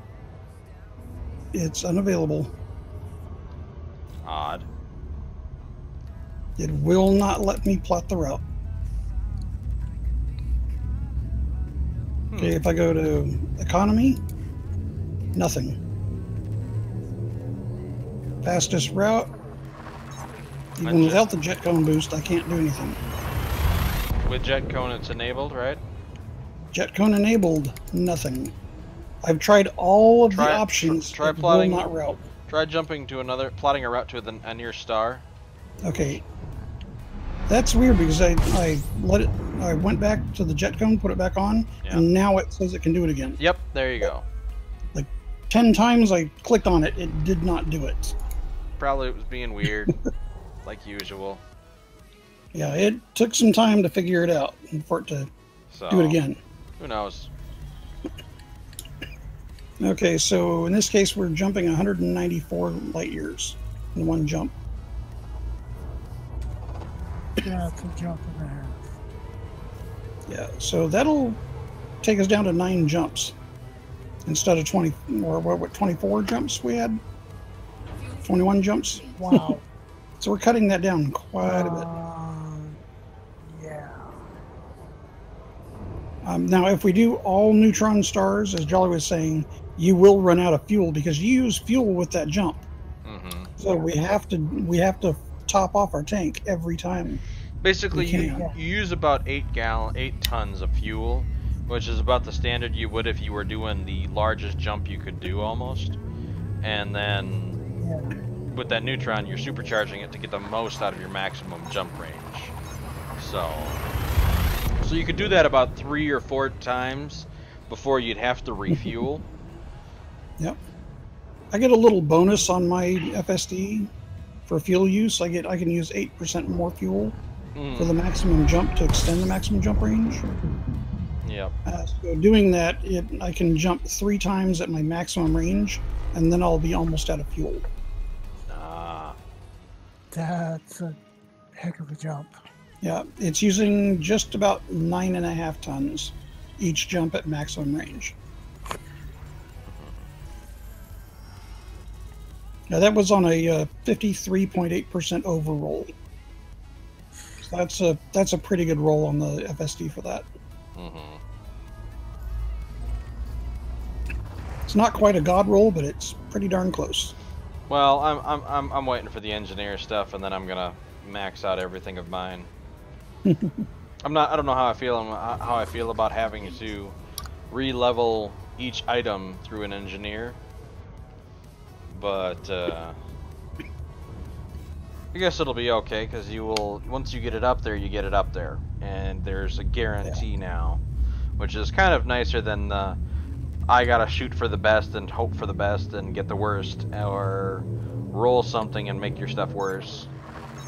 So I've done a lot of engineering rolls where I've had one really good roll, I apply it, and then every roll after that is worse than that. Yeah. And that's what this new system is supposed to get rid of. Yeah, and that's what I'm excited about, is just the fact that, oh look, there's an actual end tier, and you're not getting rid of the material grind. That's still going to be there. You're not going to get rid of the grind of getting the items up. That's still going to be there. So I just don't know how I feel about them making it a permanent addition to the whole thing. So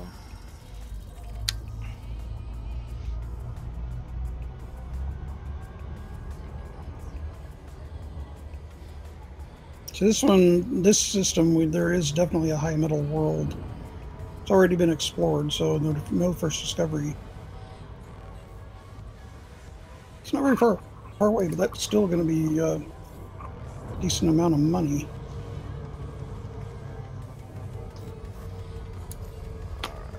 Four jumps out. That is a... Hey, what video is it? So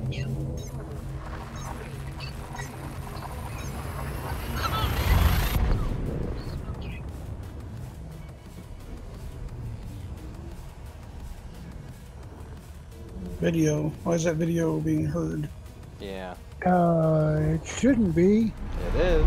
It's feeding Stop. back, and we can hear it just fine. I hit stop. Finally it stopped. So Somebody sent me a link. And I was Ooh. like, okay, link. And it opened a video, and I was like, no. Okay, well, we're going to go scan this metal world, and then we're going to jump to the next system. We're not very far away. A little over 1,000 light seconds. We can do that. Almost 2,000 light seconds away. We've got 7 jumps if we don't hit any more stars, oh, yeah. neutrons. 3 more jumps. Lagoon sector is coming up here.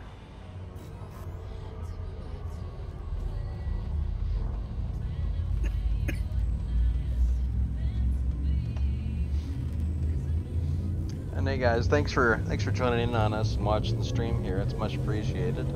Definitely, if you're enjoying it, hit that like button below, and as well, definitely check out the links below. I mean, check out the Frontier Forum link, and give the support to all the other commanders and the community, and I guess just in general support the St. Jude's Children Research by going to the Just Giving link below. Anything you can do to support the movement there, support the fight for cancer, is be much appreciated. And again, this is all for Dove Enigma. He wanted to go see Colonia, and quite a few commanders, especially Commander Greatest, Plater, Paroxysm, they all came together and really did a good job of organizing this whole thing and getting everything set up and getting the word out and getting everything going. I think the goal was set for I can't remember actually. I don't remember. I know we completed the goal for the amount raised, and then it was increased, and we're about 3/4 of the way to that goal now. So anything you can give is much appreciated to that cause on the Just Giving page there in the link below. And again, we appreciate it, and thanks for joining us. So I'm gonna go ahead and get back in chat there, and then we'll continue our jumps. All right. Let's take a peek here, what we got in our system. Once we get close enough to this planet, it'll automatically start scanning it. Alright. Oh. It's a water world, but another water world, and metal. That'd be worth scanning. It's been explored already, but No, but still, it's good payoff on that. Yeah, it's still pretty nice to see that the whole place is literally, well, it's like all atmospheric planets, and there's 2 water worlds. Ooh. And then I don't know about the other ones. I think they're all high metal. I don't see any Earth-like here. Yeah, even if that's not a first discovery, that's worth a lot of rank for exploration. Yeah. So we're gonna do some scanning there. That'll allow Truex to catch up here. He's a little behind. And this ended up being a water world. So that was worth going out to scan this. Now, if I didn't already have a lead in exploration, this would all add towards that goal.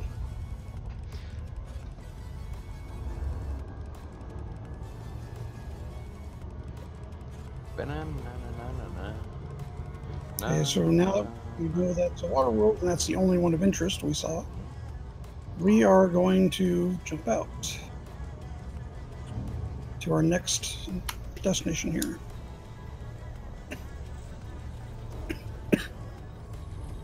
We'll let Jolly scan away in the system he's in, because he has a bunch of interesting planets. Froggy, you see that kind of that dark spot, like a cloud to the to that? That's the nebula we're heading to. Aha. That's the end point. For this particular leg, yes. Yeah. That's one of the stops along the way.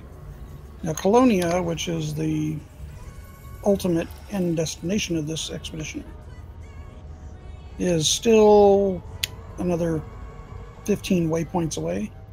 Oh. Got it. And they're rocky body. Yeah, the goal to arrive at Colonia is approximately the 7th of February. Oh. So they expect people to just take their time to get there and not push it. Well, some people have already buckyballed it all the way to the end. So. Oh yeah. Some people neutron start all the way there. Yeah. But if you do the neutron star jumps all the way there, if you don't do the waypoints, you don't get full credit for showing up at the waypoints. Yeah, some people, well, I mean, most people, so that's the thing is, a lot of people just jumped into systems and jumped and jumped and jumped and jumped and jumped and really didn't take their time to see anything cool or interesting. Play around. Yeah, or horse around with other players. Yeah. Which is part of the point of doing the expedition with a group. You'll have some fun. Yeah. But see, that's the thing. It's fun is in the eyes of the beholder. What they find fun is completing the journey. And that's not necessarily a bad thing. They did the journey, they completed it ahead of time, but you know.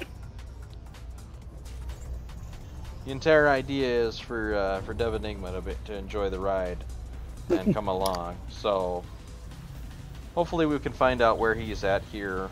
I think tomorrow. I don't know. Great Test was reaching out to him or something. So I don't know where he's at the moment, but hopefully he's gotten farther along, and hope to see him soon.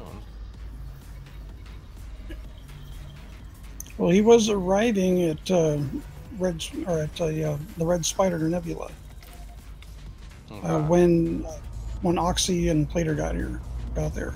Okay. And that was yesterday. Okay. That would have been yesterday's live stream for them. Okay. Correct. Yeah. Okay. So then, yeah, he's going along pretty solid. That's good.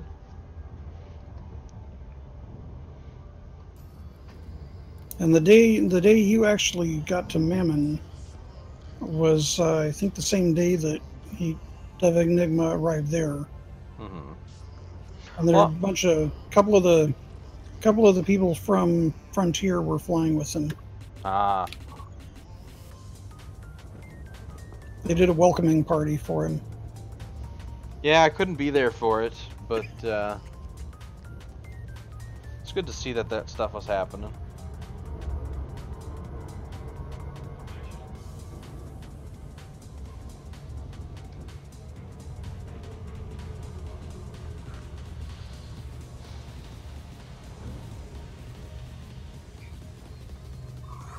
It was humorous when I was watching FDev's last live stream and they were talking about the Dove Enigma trip. Yeah.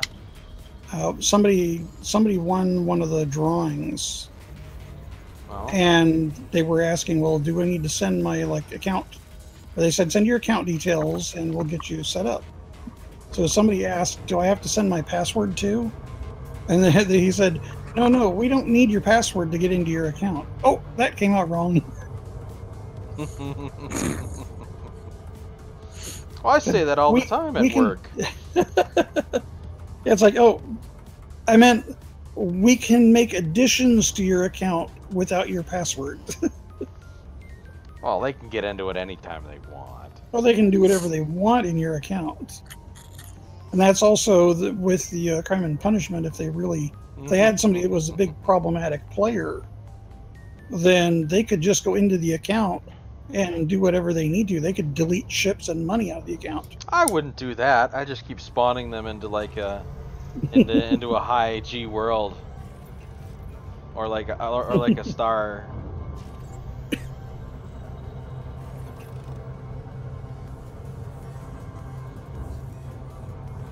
That would be what I would do.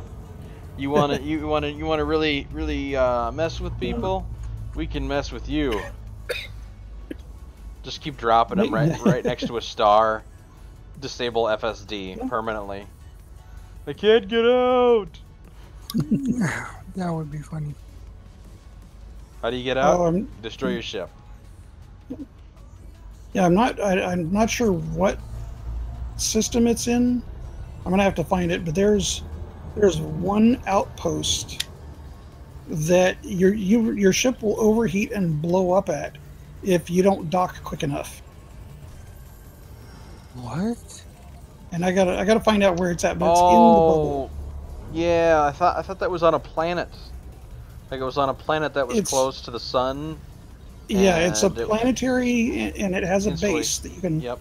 Yeah, planetary installation, and it accommodates all size ships. Yep. Because it's planetary.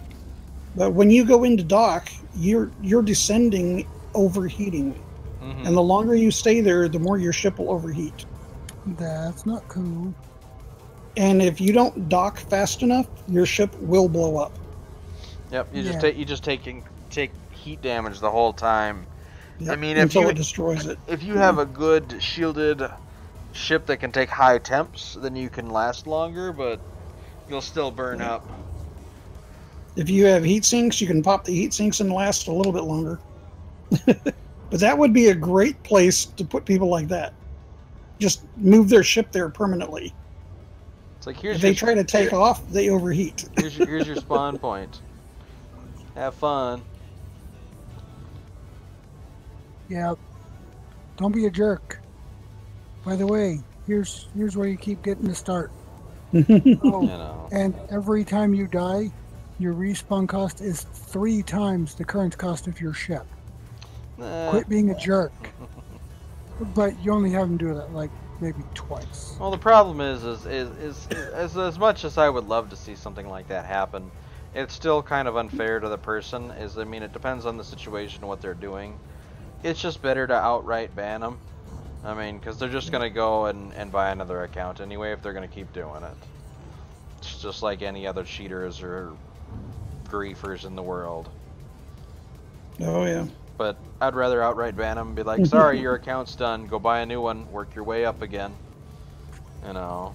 Yeah, the best way to deal with most of those types of people is to just ban them permanently, so they have to buy the game again, create a new account, and then work and like engineer and spend those hours all over again. So exactly, just make it cost prohibitive and time prohibitive for them to keep doing it.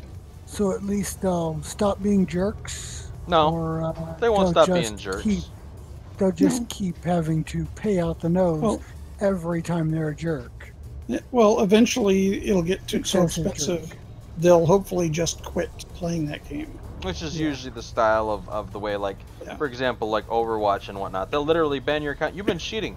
You got banned.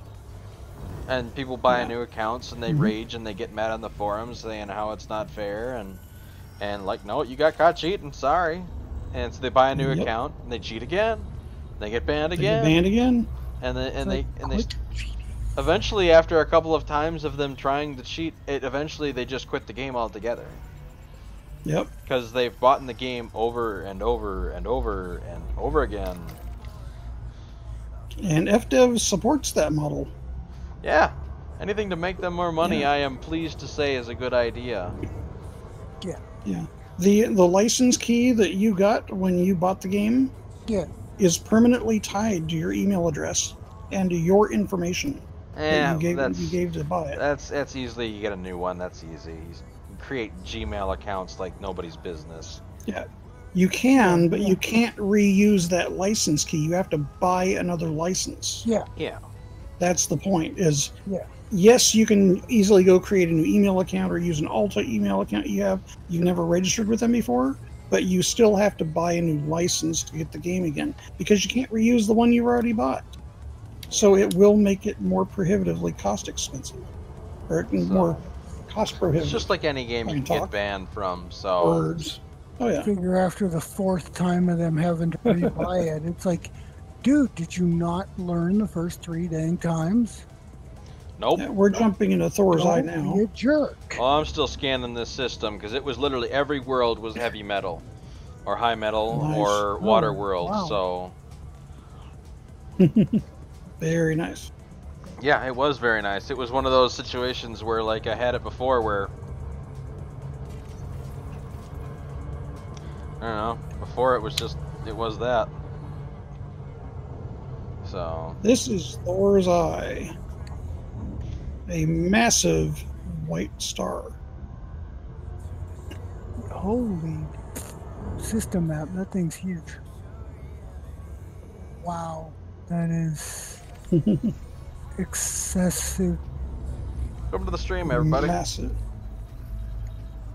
Excessively. And it only has one ring world in it. Yep, I saw that. I was like, this is a black hole frog. At the bottom, that's a black hole. Excuse me, what? You're going to get to see a black hole in a week. Oh, that. Yeah. How about we not fly into that? We're not going to fly into it, but we're going to fly near it. Oh, genius. Yes, you'll be skimming the exclusion zone on that one. Correct. Yeah, as long as we don't hit the event horizon, I'm good. No, you won't get to the event horizon. You can't. That would be a very exclusion zone set up. Yeah, if they have an exclusion zone set up, you'll overheat before you hit it. Ah, okay. As we get close to it, our temperatures will go way up. You mean it makes sure that people don't? Well, the idea of your heat there is your engines are trying to counteract the gravity. that you're pushing through, your gravity drive. So. Oh yeah, because so immensely huge amount of gravity. Mm-hmm.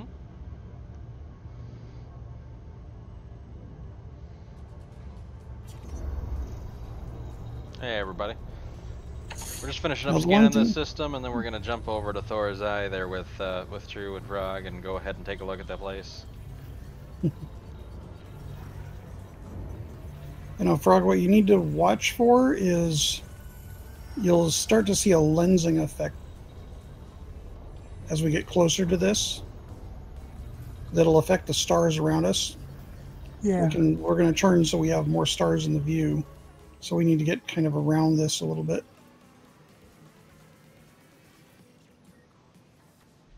Now our temperatures will start going up as we get closer and closer to it. Right now we're at 23%. Yeah. That's right behind me. Okay. So while I'm flying to the next star, let's count how many worlds I actually scanned here.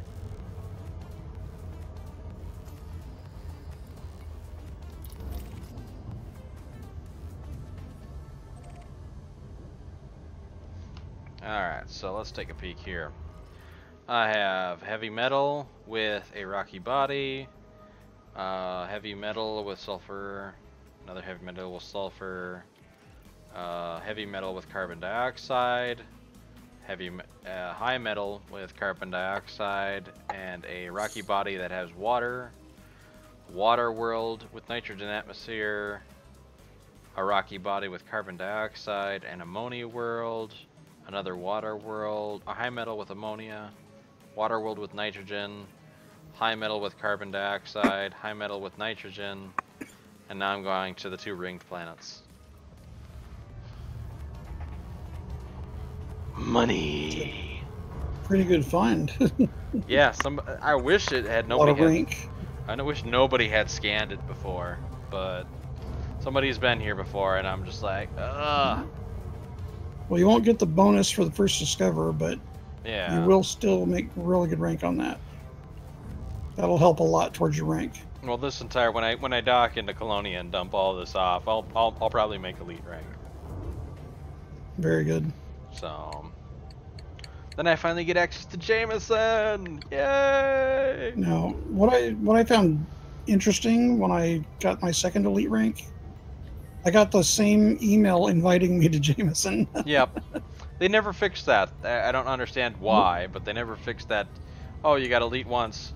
Invite to Jameson. Congratulations. Uh-oh. That's all not right. good. Oh, there it went back. My OBS. That happens rarely, but it does happen. It's usually an issue on YouTube server side, where their servers are just like, they just drop you.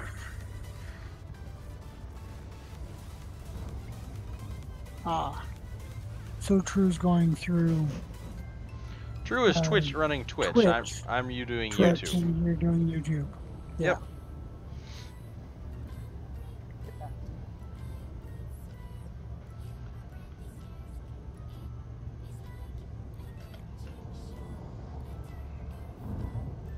So it all depends on what you start on.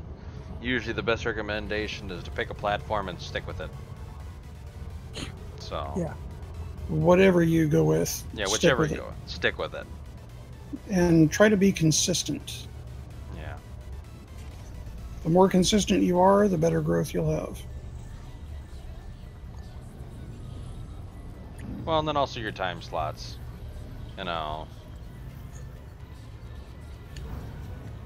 Time slots are a big thing. Depends on your time zone, obviously, who's looking to do what. Oh, yes. So midnight start for me is a little hard because the EU is just waking up and pulling out their morning coffee. So, or tea, or whatever they're drinking. I don't know what they're drinking. Australians are finishing up their workday and haven't gotten home yet. Yeah.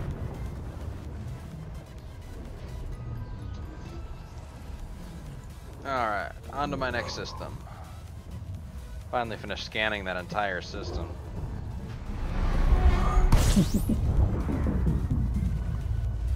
Yeah, according to Twitch, my viewers and demographics are primarily U.S., Alaska, and Australia. Okay. Okay, now here's where you want to start watching the stars, Frog. Watch the light from the stars, and you'll start to see them lens and move around. Our heat is not quite going up yet. We're getting close enough, it'll start. This star is huge. Yeah. Oh, I just dropped into a white star, and it's just massive. I'm still, I pulled away and I'm still in fuel scoop mode. So effectively, right now, we're orbiting. We're in a spiral orbit, getting closer and closer to that black hole. Red dwarf.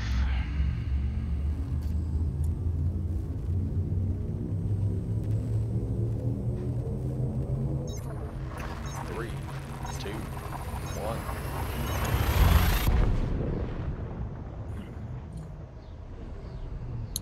Hopefully my graphics card can show it. Oh, it will. Well, I'm waiting for your graphics card to start spitting out fire. Yeah, so am I. Like, huh, there seems to be, flames coming out of the side of my, my computer. What's going wrong here? That's why I got extra fans in the box. Oh, jeez. Yeah, see, we're scanning this now, which, by the way, black holes are worth a lot. Well, any data, you know, I mean, technically we don't know what's in a black hole. Fuel scooping. Fuel scooping complete. It's not as it's not worth as much as an Earth-like that's terraformable. All right, where am I? Yeah, good point. Oh, snap! Well, that was Thor's eye. I'm in the right area? Yeah, I'm in the right area. Oh, you're at Thor's eye. Oh, Yes. I skipped by Thor's eye. How dare you? That's where you're supposed to be, is Thor's eye. Really? Because I'm at NGC 6530 WFI 16706A, Ah. which is where the base camp is. Am I wrong? No.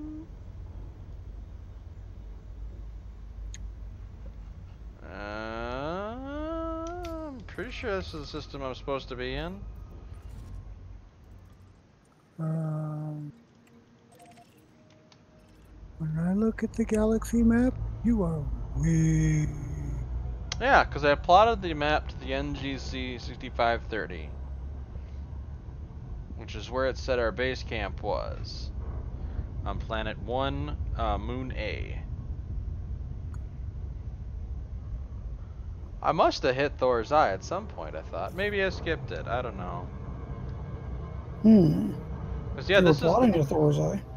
Well, I didn't plot to Thor's eye. I ended up plotting to the base camp. That's probably why I'm so far ahead. Oh yeah, you were like... way ahead. Like 262 light year from us, it looks like. Like, way ahead.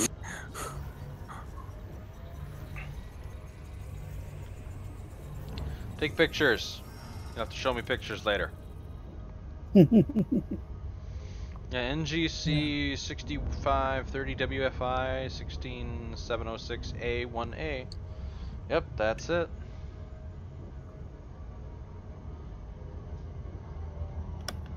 And I need to go to... I'm going to Treen's Endeavor, negative 12.72. Alrighty. Okay, Frog, we are within 1 light second. It's definitely an awesome planet. Looks black. Oh, it is black.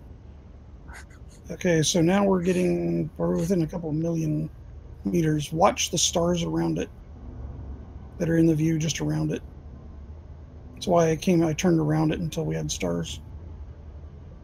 So I need -12. Alright, so... The closer we get to it, the more they'll start to warp.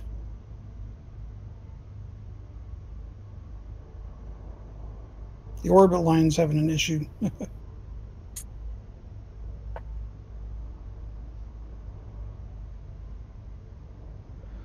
-1270.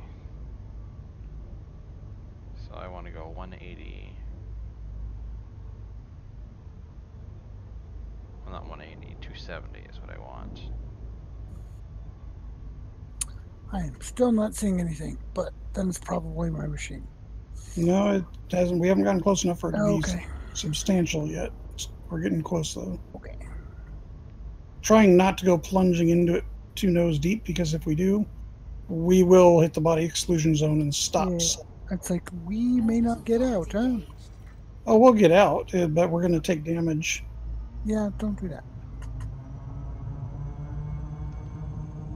It's not that important that I see it. Oh, it's just really cool when you get it. When you do see it. So you're not even heating up yet, and it's because it's a small black hole for one. Okay, do you see the stars moving now? Watch on the window. Some of them, yes. That's the beginning of the lensing. Weirdly. Okay. Yep. Like it looks two like lines just like transition through each other. Not that. Look at the stars around the Thor's eye. Around the black. Look at the stars around the area. They'll move around the black hole as we move by it. That's the lensing. Yeah. Yeah, the stars aren't moving. It's the light bending around it. Oh, yeah, oddly. no, I get that. You see that now? You should see the stars moving around it now. Yeah. That's the lens effect. Yeah. Yeah. Off on, which would be my right-hand side. Yeah. Yeah, that's some trippiness. The other you have stars that almost look like they're dancing around it. Yeah. Yeah, that's the lens effect that we're looking for. Okay.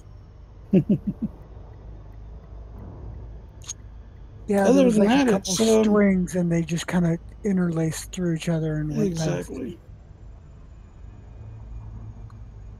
Yeah, so now that we've at least gotten in close enough to see that, there's nothing else. It's just a dark hole other than that. So nothing impressive enough to really picture. Now time to get the star heck out. Puts off a very purple light, however. Yes, it does. That's my really ship cool. Is purple. It's not supposed to be purple. Hey, there's nothing bad about purple.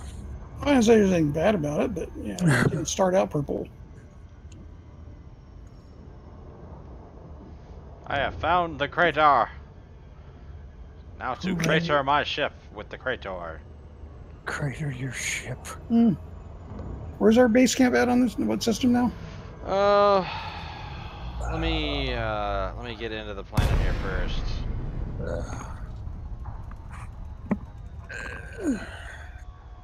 You know what? I'll just look in the galaxy map and find out where you're at. Yeah, that might help you. That'd be glad easiest. I'm not driving. Means I gotta go get something to drink. 0.71.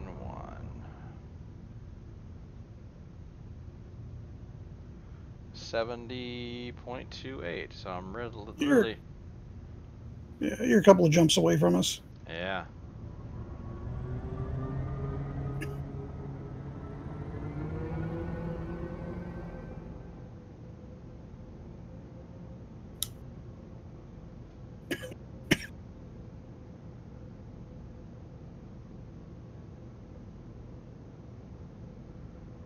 Well, Frog, you saw about as much as we can of a black hole now.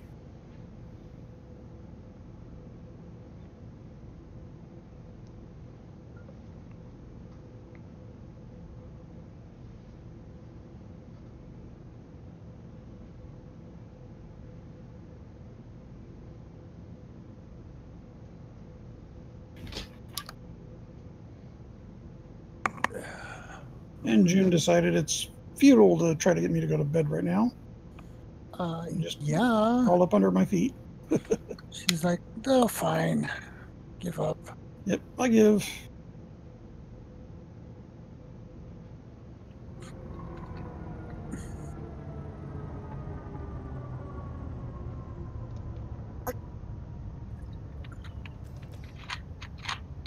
Yeah, you won't be able to scoop fuel this fast in smaller ships. No. Landing gear deployed. The reason why I can on this one is because I have a 4A fuel scoop.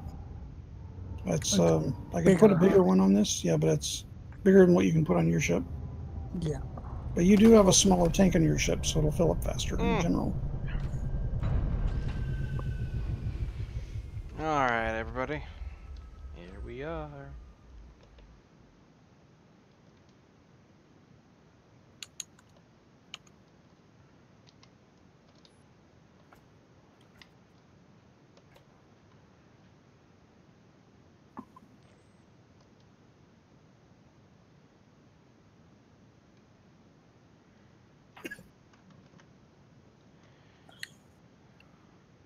We've arrived at the Thor's Eye and Lagoon Nebula base camp.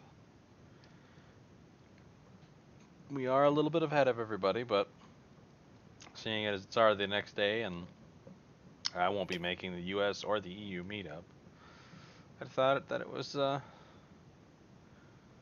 very well done.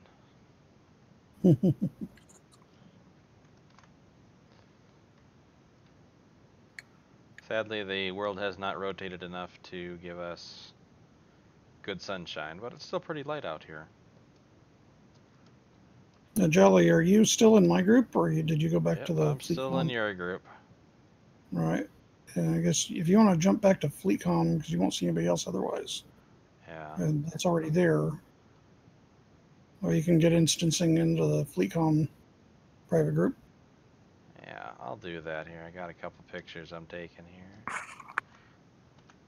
Alright, well, I'm going to hop back over there, and then we can meet up in that FleetCom, hopefully. Sounds good. Alright, let's get into FleetCom, see if anybody's over in FleetCom. I assume nobody will be there, but, you know, you never know. Maybe a few people there already. Maybe Well, I know somebody's just thinking around. You know, I know if some people have been out there and gone ahead, but hopefully it's somebody.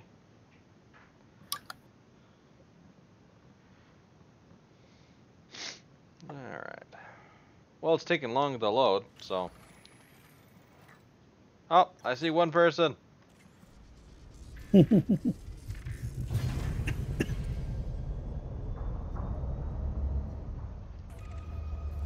gonna give them the horn.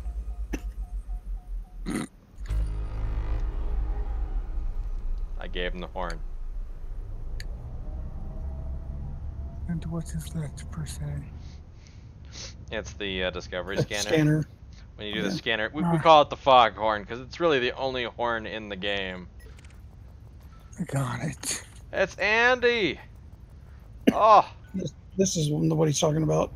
It's Andy. Andy got out of here. Jeez. That's the scanner when you scan the systems. It goes womp. Okay. Correct.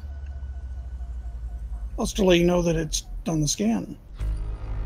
It's supposed to be the sound of when it discharges the scanner, because it's charging it up, and then when it releases that charge, that's the sound it makes. Got it. So internally to FDev, they refer to as you're jumping through systems, scanning the star systems, jump on a honk. That's what they call it. You had always time for a jump on a honk. That's what they say. Got it. Let's get a picture of me and Andy, even though Andy doesn't appear to be here.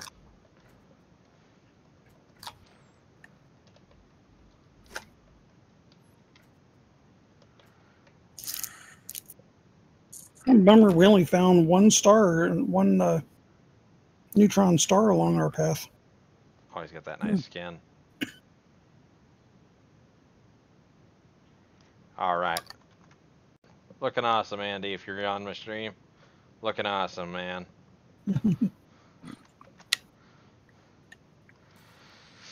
Alright. SRV, I miss you already. That's why I got a second one. What'd you do? Break the other one? Yeah. It blew up. It blew up. You broke it.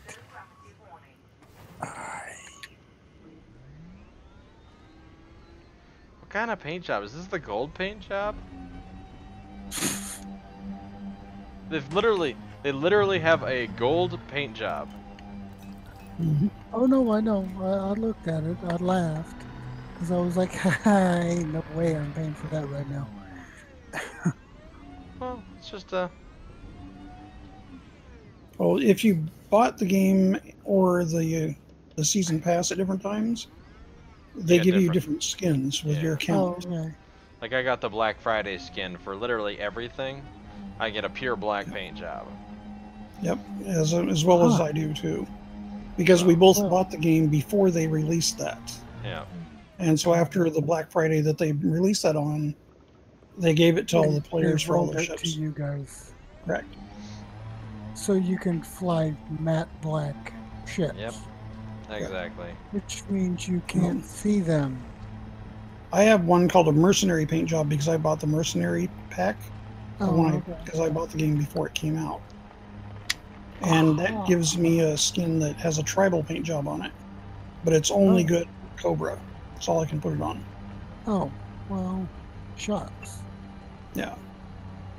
Well, but in addition to that, because I bought the season pass, I bought the lifetime season pass for 2.4 and beyond.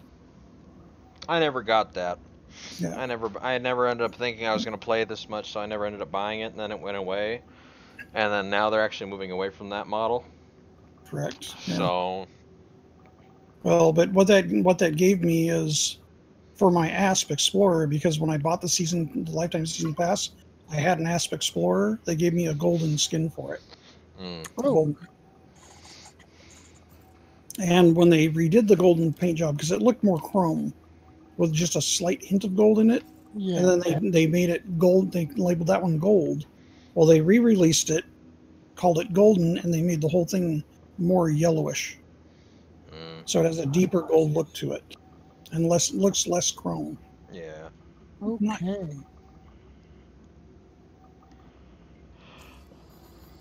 Just turn off my wave scanner. I don't need that on. It just makes noise.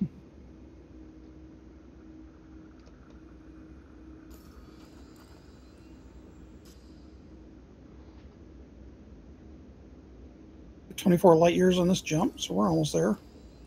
Oh wow. Yeah, when you're just jumping, it goes by pretty quick. But when you start just, drop in, do some scanning, then that's when it usually takes that time, is when you're just scanning and scanning and scanning. So. Yeah.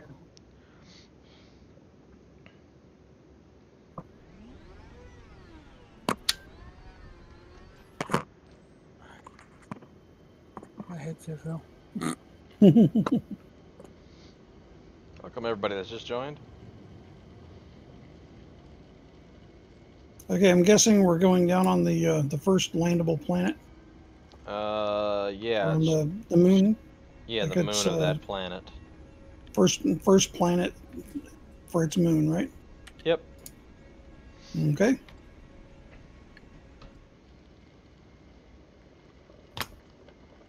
And unfortunately, I'm gonna have to discontinue multi-crew. Kick me off. Mm-hmm. You gotta kick me off. Oh, you can watch the stream. Oh, what's the fun in that? I like watching from inside the ship, not from watching from his spot. You get a much better view with time delayed.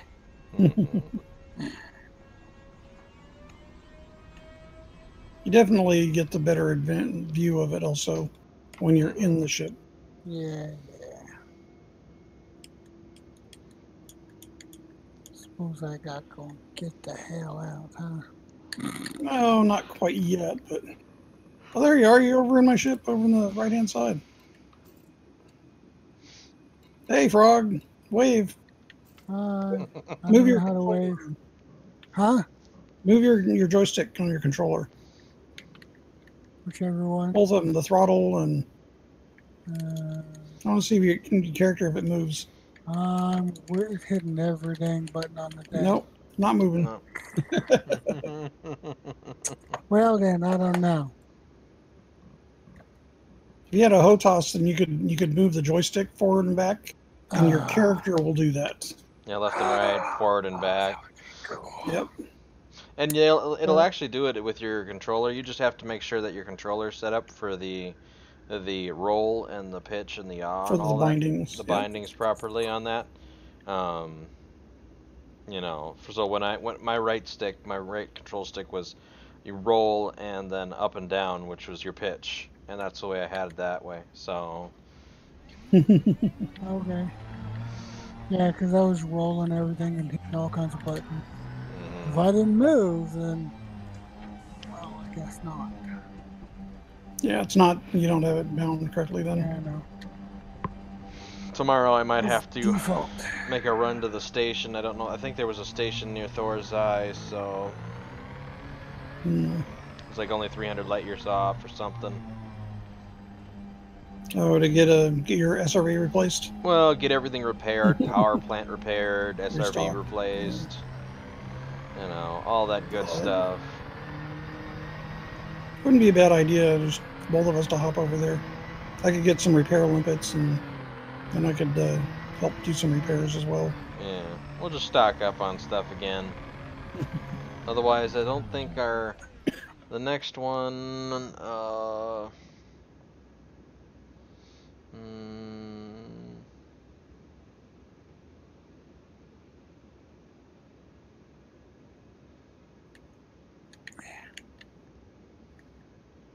where was it? I can't remember.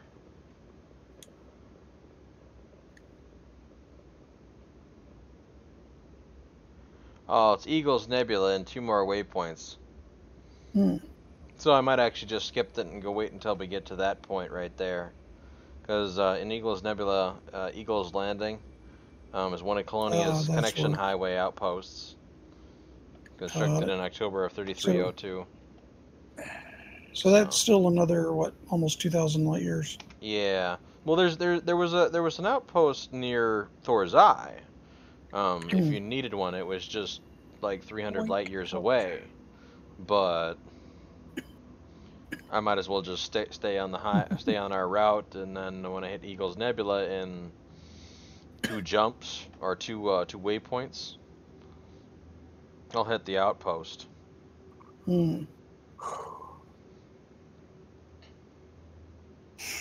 Okay, well, I'm to a point I'm gonna have to go ahead and exit and go back into Fleet Comm. Yeah. All right. Well, I'm waiting I saw for you you. left I'll Frog, so. get you invited.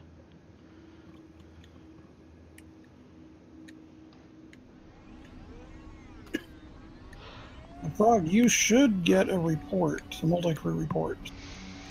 Yeah, mine Message. said nothing. Yeah. Nothing and You'll nothing get and nothing. you'll get a report here in a little bit. Nothing. Well, anything that I scanned when I sell that data to cash it in, you'll get part of that. Oh. Yep. Yeah, so as long as I don't blow up, you'll get paid. Yeah, see, right now I got a multi-crew message report right now, but it doesn't have. I mean, I could view the report, but right now I'm going to get landed first.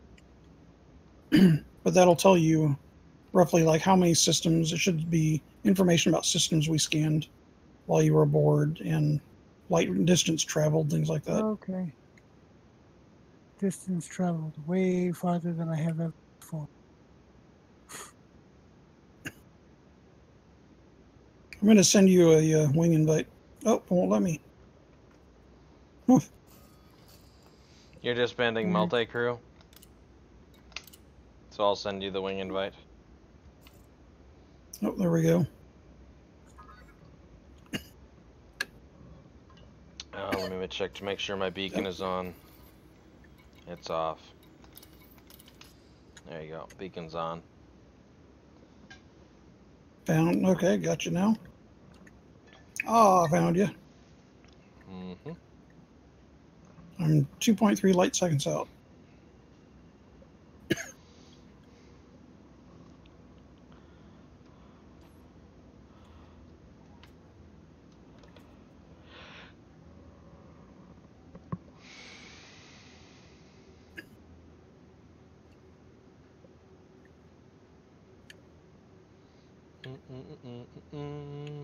I'll say the monitor station by Thor's Eye, that'll do the restock and refit. Yep. Yeah.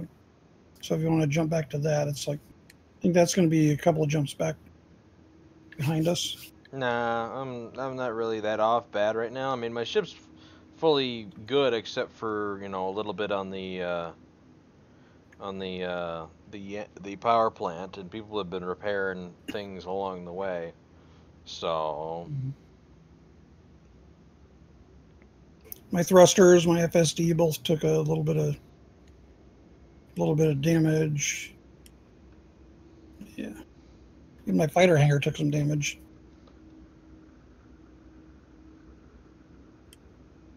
My discovery scanner is down 10%. Oh, I'm down to 73. oh, Oh, docking computer is 73. That always breaks. I turned the docking computer Right. off. So, Yeah, out here, there's no reason for it. docking computer, cargo hatch, a lot of everything I turned off there.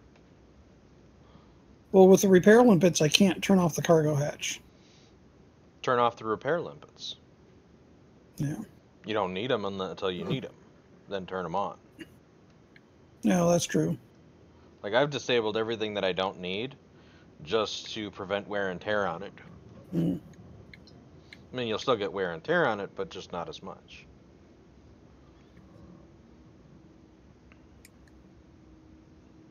Okay, I must be chasing an orbit right now. Because the distance, I seem to be not catching this, and I'm not going backwards.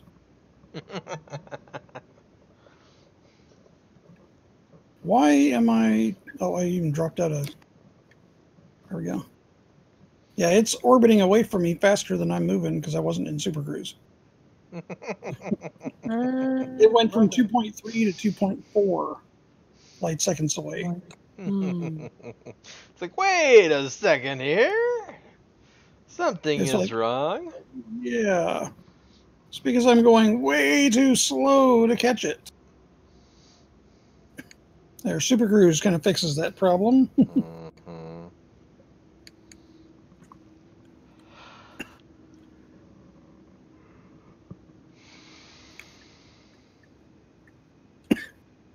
Yeah, now that wing beacon really means something. Well, it still meant something. You'd have just had to Yeah. use your math skills to figure out the orbital trajectory to enter in the atmosphere, and then once you got into the atmosphere, your position would have aligned properly, and you would have been following at the same speed, Yeah. and Yeah, but according to the game, because I wasn't in Super Cruise, I would have had to been going about 10 times faster just to not fall behind. Mm-hmm. But the planet was gaining distance on me.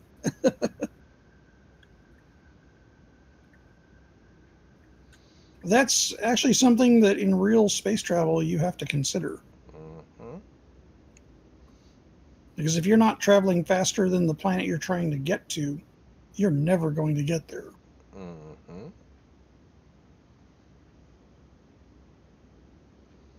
Well, not necessarily. You just have to use astrophysics mechanics or mechanics of astrophysics to plot your course where you're going to intersect with the planet when it rotates back around. That's how they get stuff from, like, to Mars. So, That is correct. But now, why don't they just send a rocket directly at Mars as it's approaching us at its closest orbit? well, they could. They could, but why don't they? Because of your deacceleration factors. Yeah, because it costs more in fuel to slow it down Hmm. doing that than it would to wait for it to catch up and launch to try to intersect it. Mm-hmm.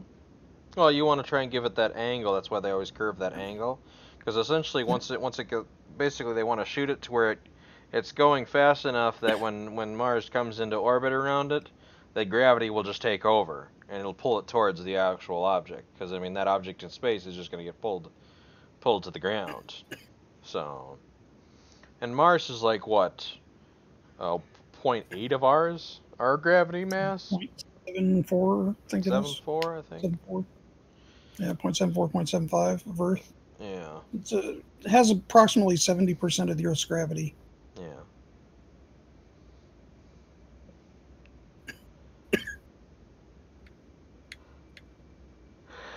Yeah.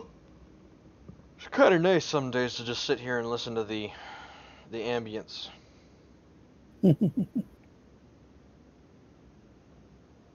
Planet textures are loading in. And we're dropping from orbital.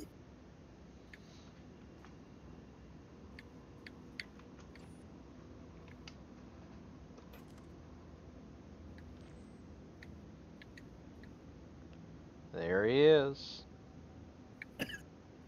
I can see the green raceway stripes. The thrusters. Yep.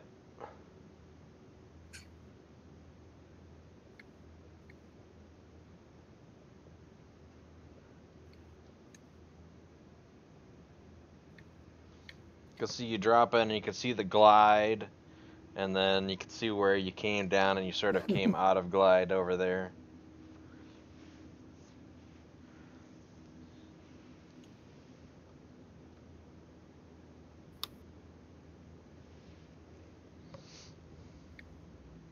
It's really cool that I have that. We can see the planet and the rings right above us.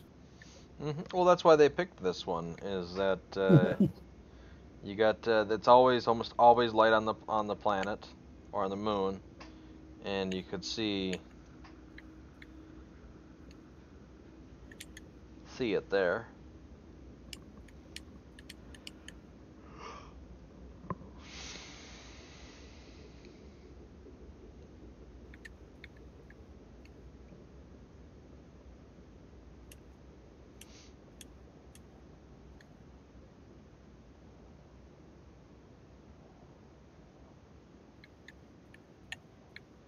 Hey, don't.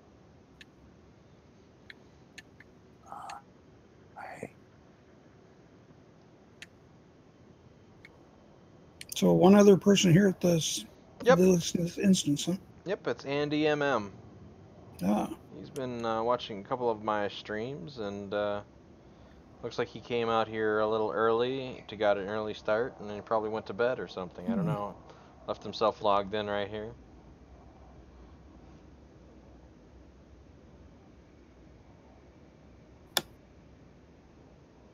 He did not respond to my foghorn.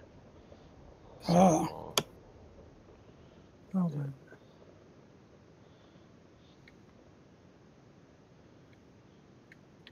I like how the different ship kits make a huge difference on the design.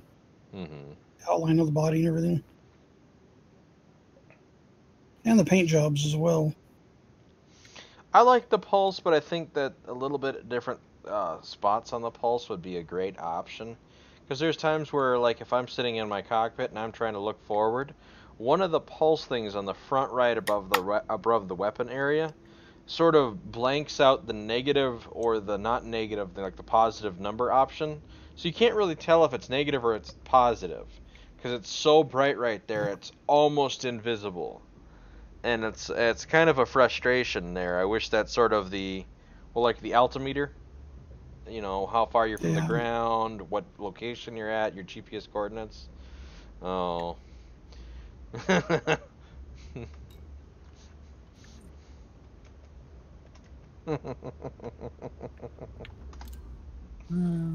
What aren't you laughing at? Oh, Andy was watching my vid, so. No. I was like, he's not here! And he's like, I was watching it. I'm like, oh, okay. Well then.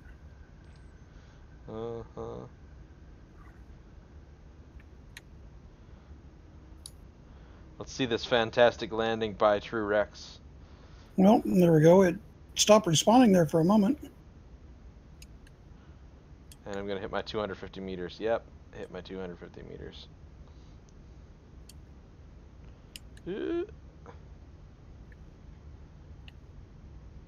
Okay, come on.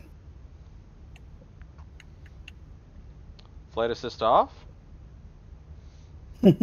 No, it's not letting me go back to lock my controls or use my ship controls instead of the camera suite. It's just stopping. Oh. So I'm gonna have to exit out of the camera view if it'll let me. Oh, it's acting kind of hokey here. If I alt tab out and come back, then it lets me get the controls back. Huh. Really strange. There he comes down. Now what you have to do is that as you come down, you gotta sneak right up to Andy here. Like literally sardine the guy. That's what we're doing here. I'm just gonna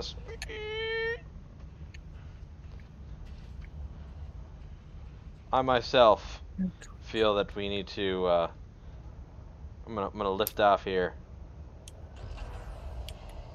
We're gonna sardine Andy.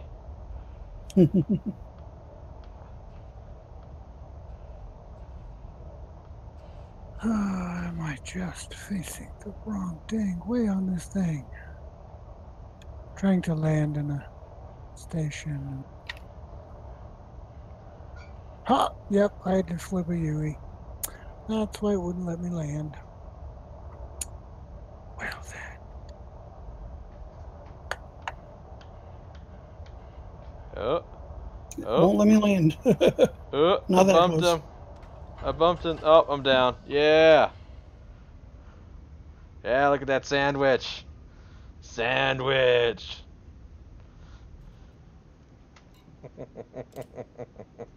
Oi, you two. Hey. Sandwiching is fun. You get to sandwich between people, and then you get to take pictures. Yeah, the question is will he be able to take off if you guys aren't on? Oh yeah. So the ship kits. Oh, yeah. So the weird thing about it is the ship kits add extra length, but it doesn't actually do anything. There's no collision. There's no collision for the Yeah. ship kits. So. Okay. All right, I'll take a picture of that. What's this? Oh. Definitely get a shot of that. All right. So I gotta reverse out. Stop. So on mine, I don't have a ship kit. I got it. Okay, so Jolly and Andy, they both have ship kits, which Andy, he has one that he has the front is more blunt than mine, Got it. and the tail looks like it has a little more pronounced on the back. So Jolly's is the purple one, huh? Yeah, Jolly's is the one with the purple on it. Got it. It's called Pulse Purple, and he's got shark fin basically looking extensions on his wings. So between the different color schemes you can get in paint jobs, and the different body parts you can add on, it gives it a very different look on the ship. Yeah, it's just very nice to be able to customize it your way. Yeah, it doesn't do anything for the performance. No. Or anything else. Good. Yeah, just the looks. And like with mine, I've got green engine thrust. Yeah. On this ship, so instead of the bluish cyan color it normally has for the thrusters, anytime I take off and move, my ship is black and green because of the thrusters. Nice. So that's how I chose to customize mine. Got it. It's just the thruster color right now, instead of doing the ship kit. But the ship kits do look nice if you get that set up right. And everybody has their own style, so. Yeah. Yeah, we all know what color mine's gonna be. Green. The reason I like the pulse jobs, like I even have the regular pulse, the pulse blue. I have that one too. I just ended up picking purple because purple just looked cool. So. It does. And Now, do you have standard engine colors, or did you do different engine colors? I've got purple engine and weapons. Oh, nice. Yeah, so he went all purple. Yeah. Well, because I mean, everywhere I went around, everybody was picking like blue or red or green. I kept seeing it all, and I'm just like, where's nope. the purple? Come on. Where's the pink? Where's the purple? Man colors. They are options. I've seen them. Yep, So, they're all there. Yeah. Oh, I should probably get, yeah. There we go. Take a picture of that. There we go. So, alrighty. Well, I've been going on 2 hours and 40 minutes on the stream. I guess I'm gonna call it here. I thank everybody for showing up. And definitely, if you liked it, like and subscribe. Otherwise, yeah, definitely check out the links below. Again, this is for Commander Dove Enigma, and we're also given to St. Jude's Hospital for cancer.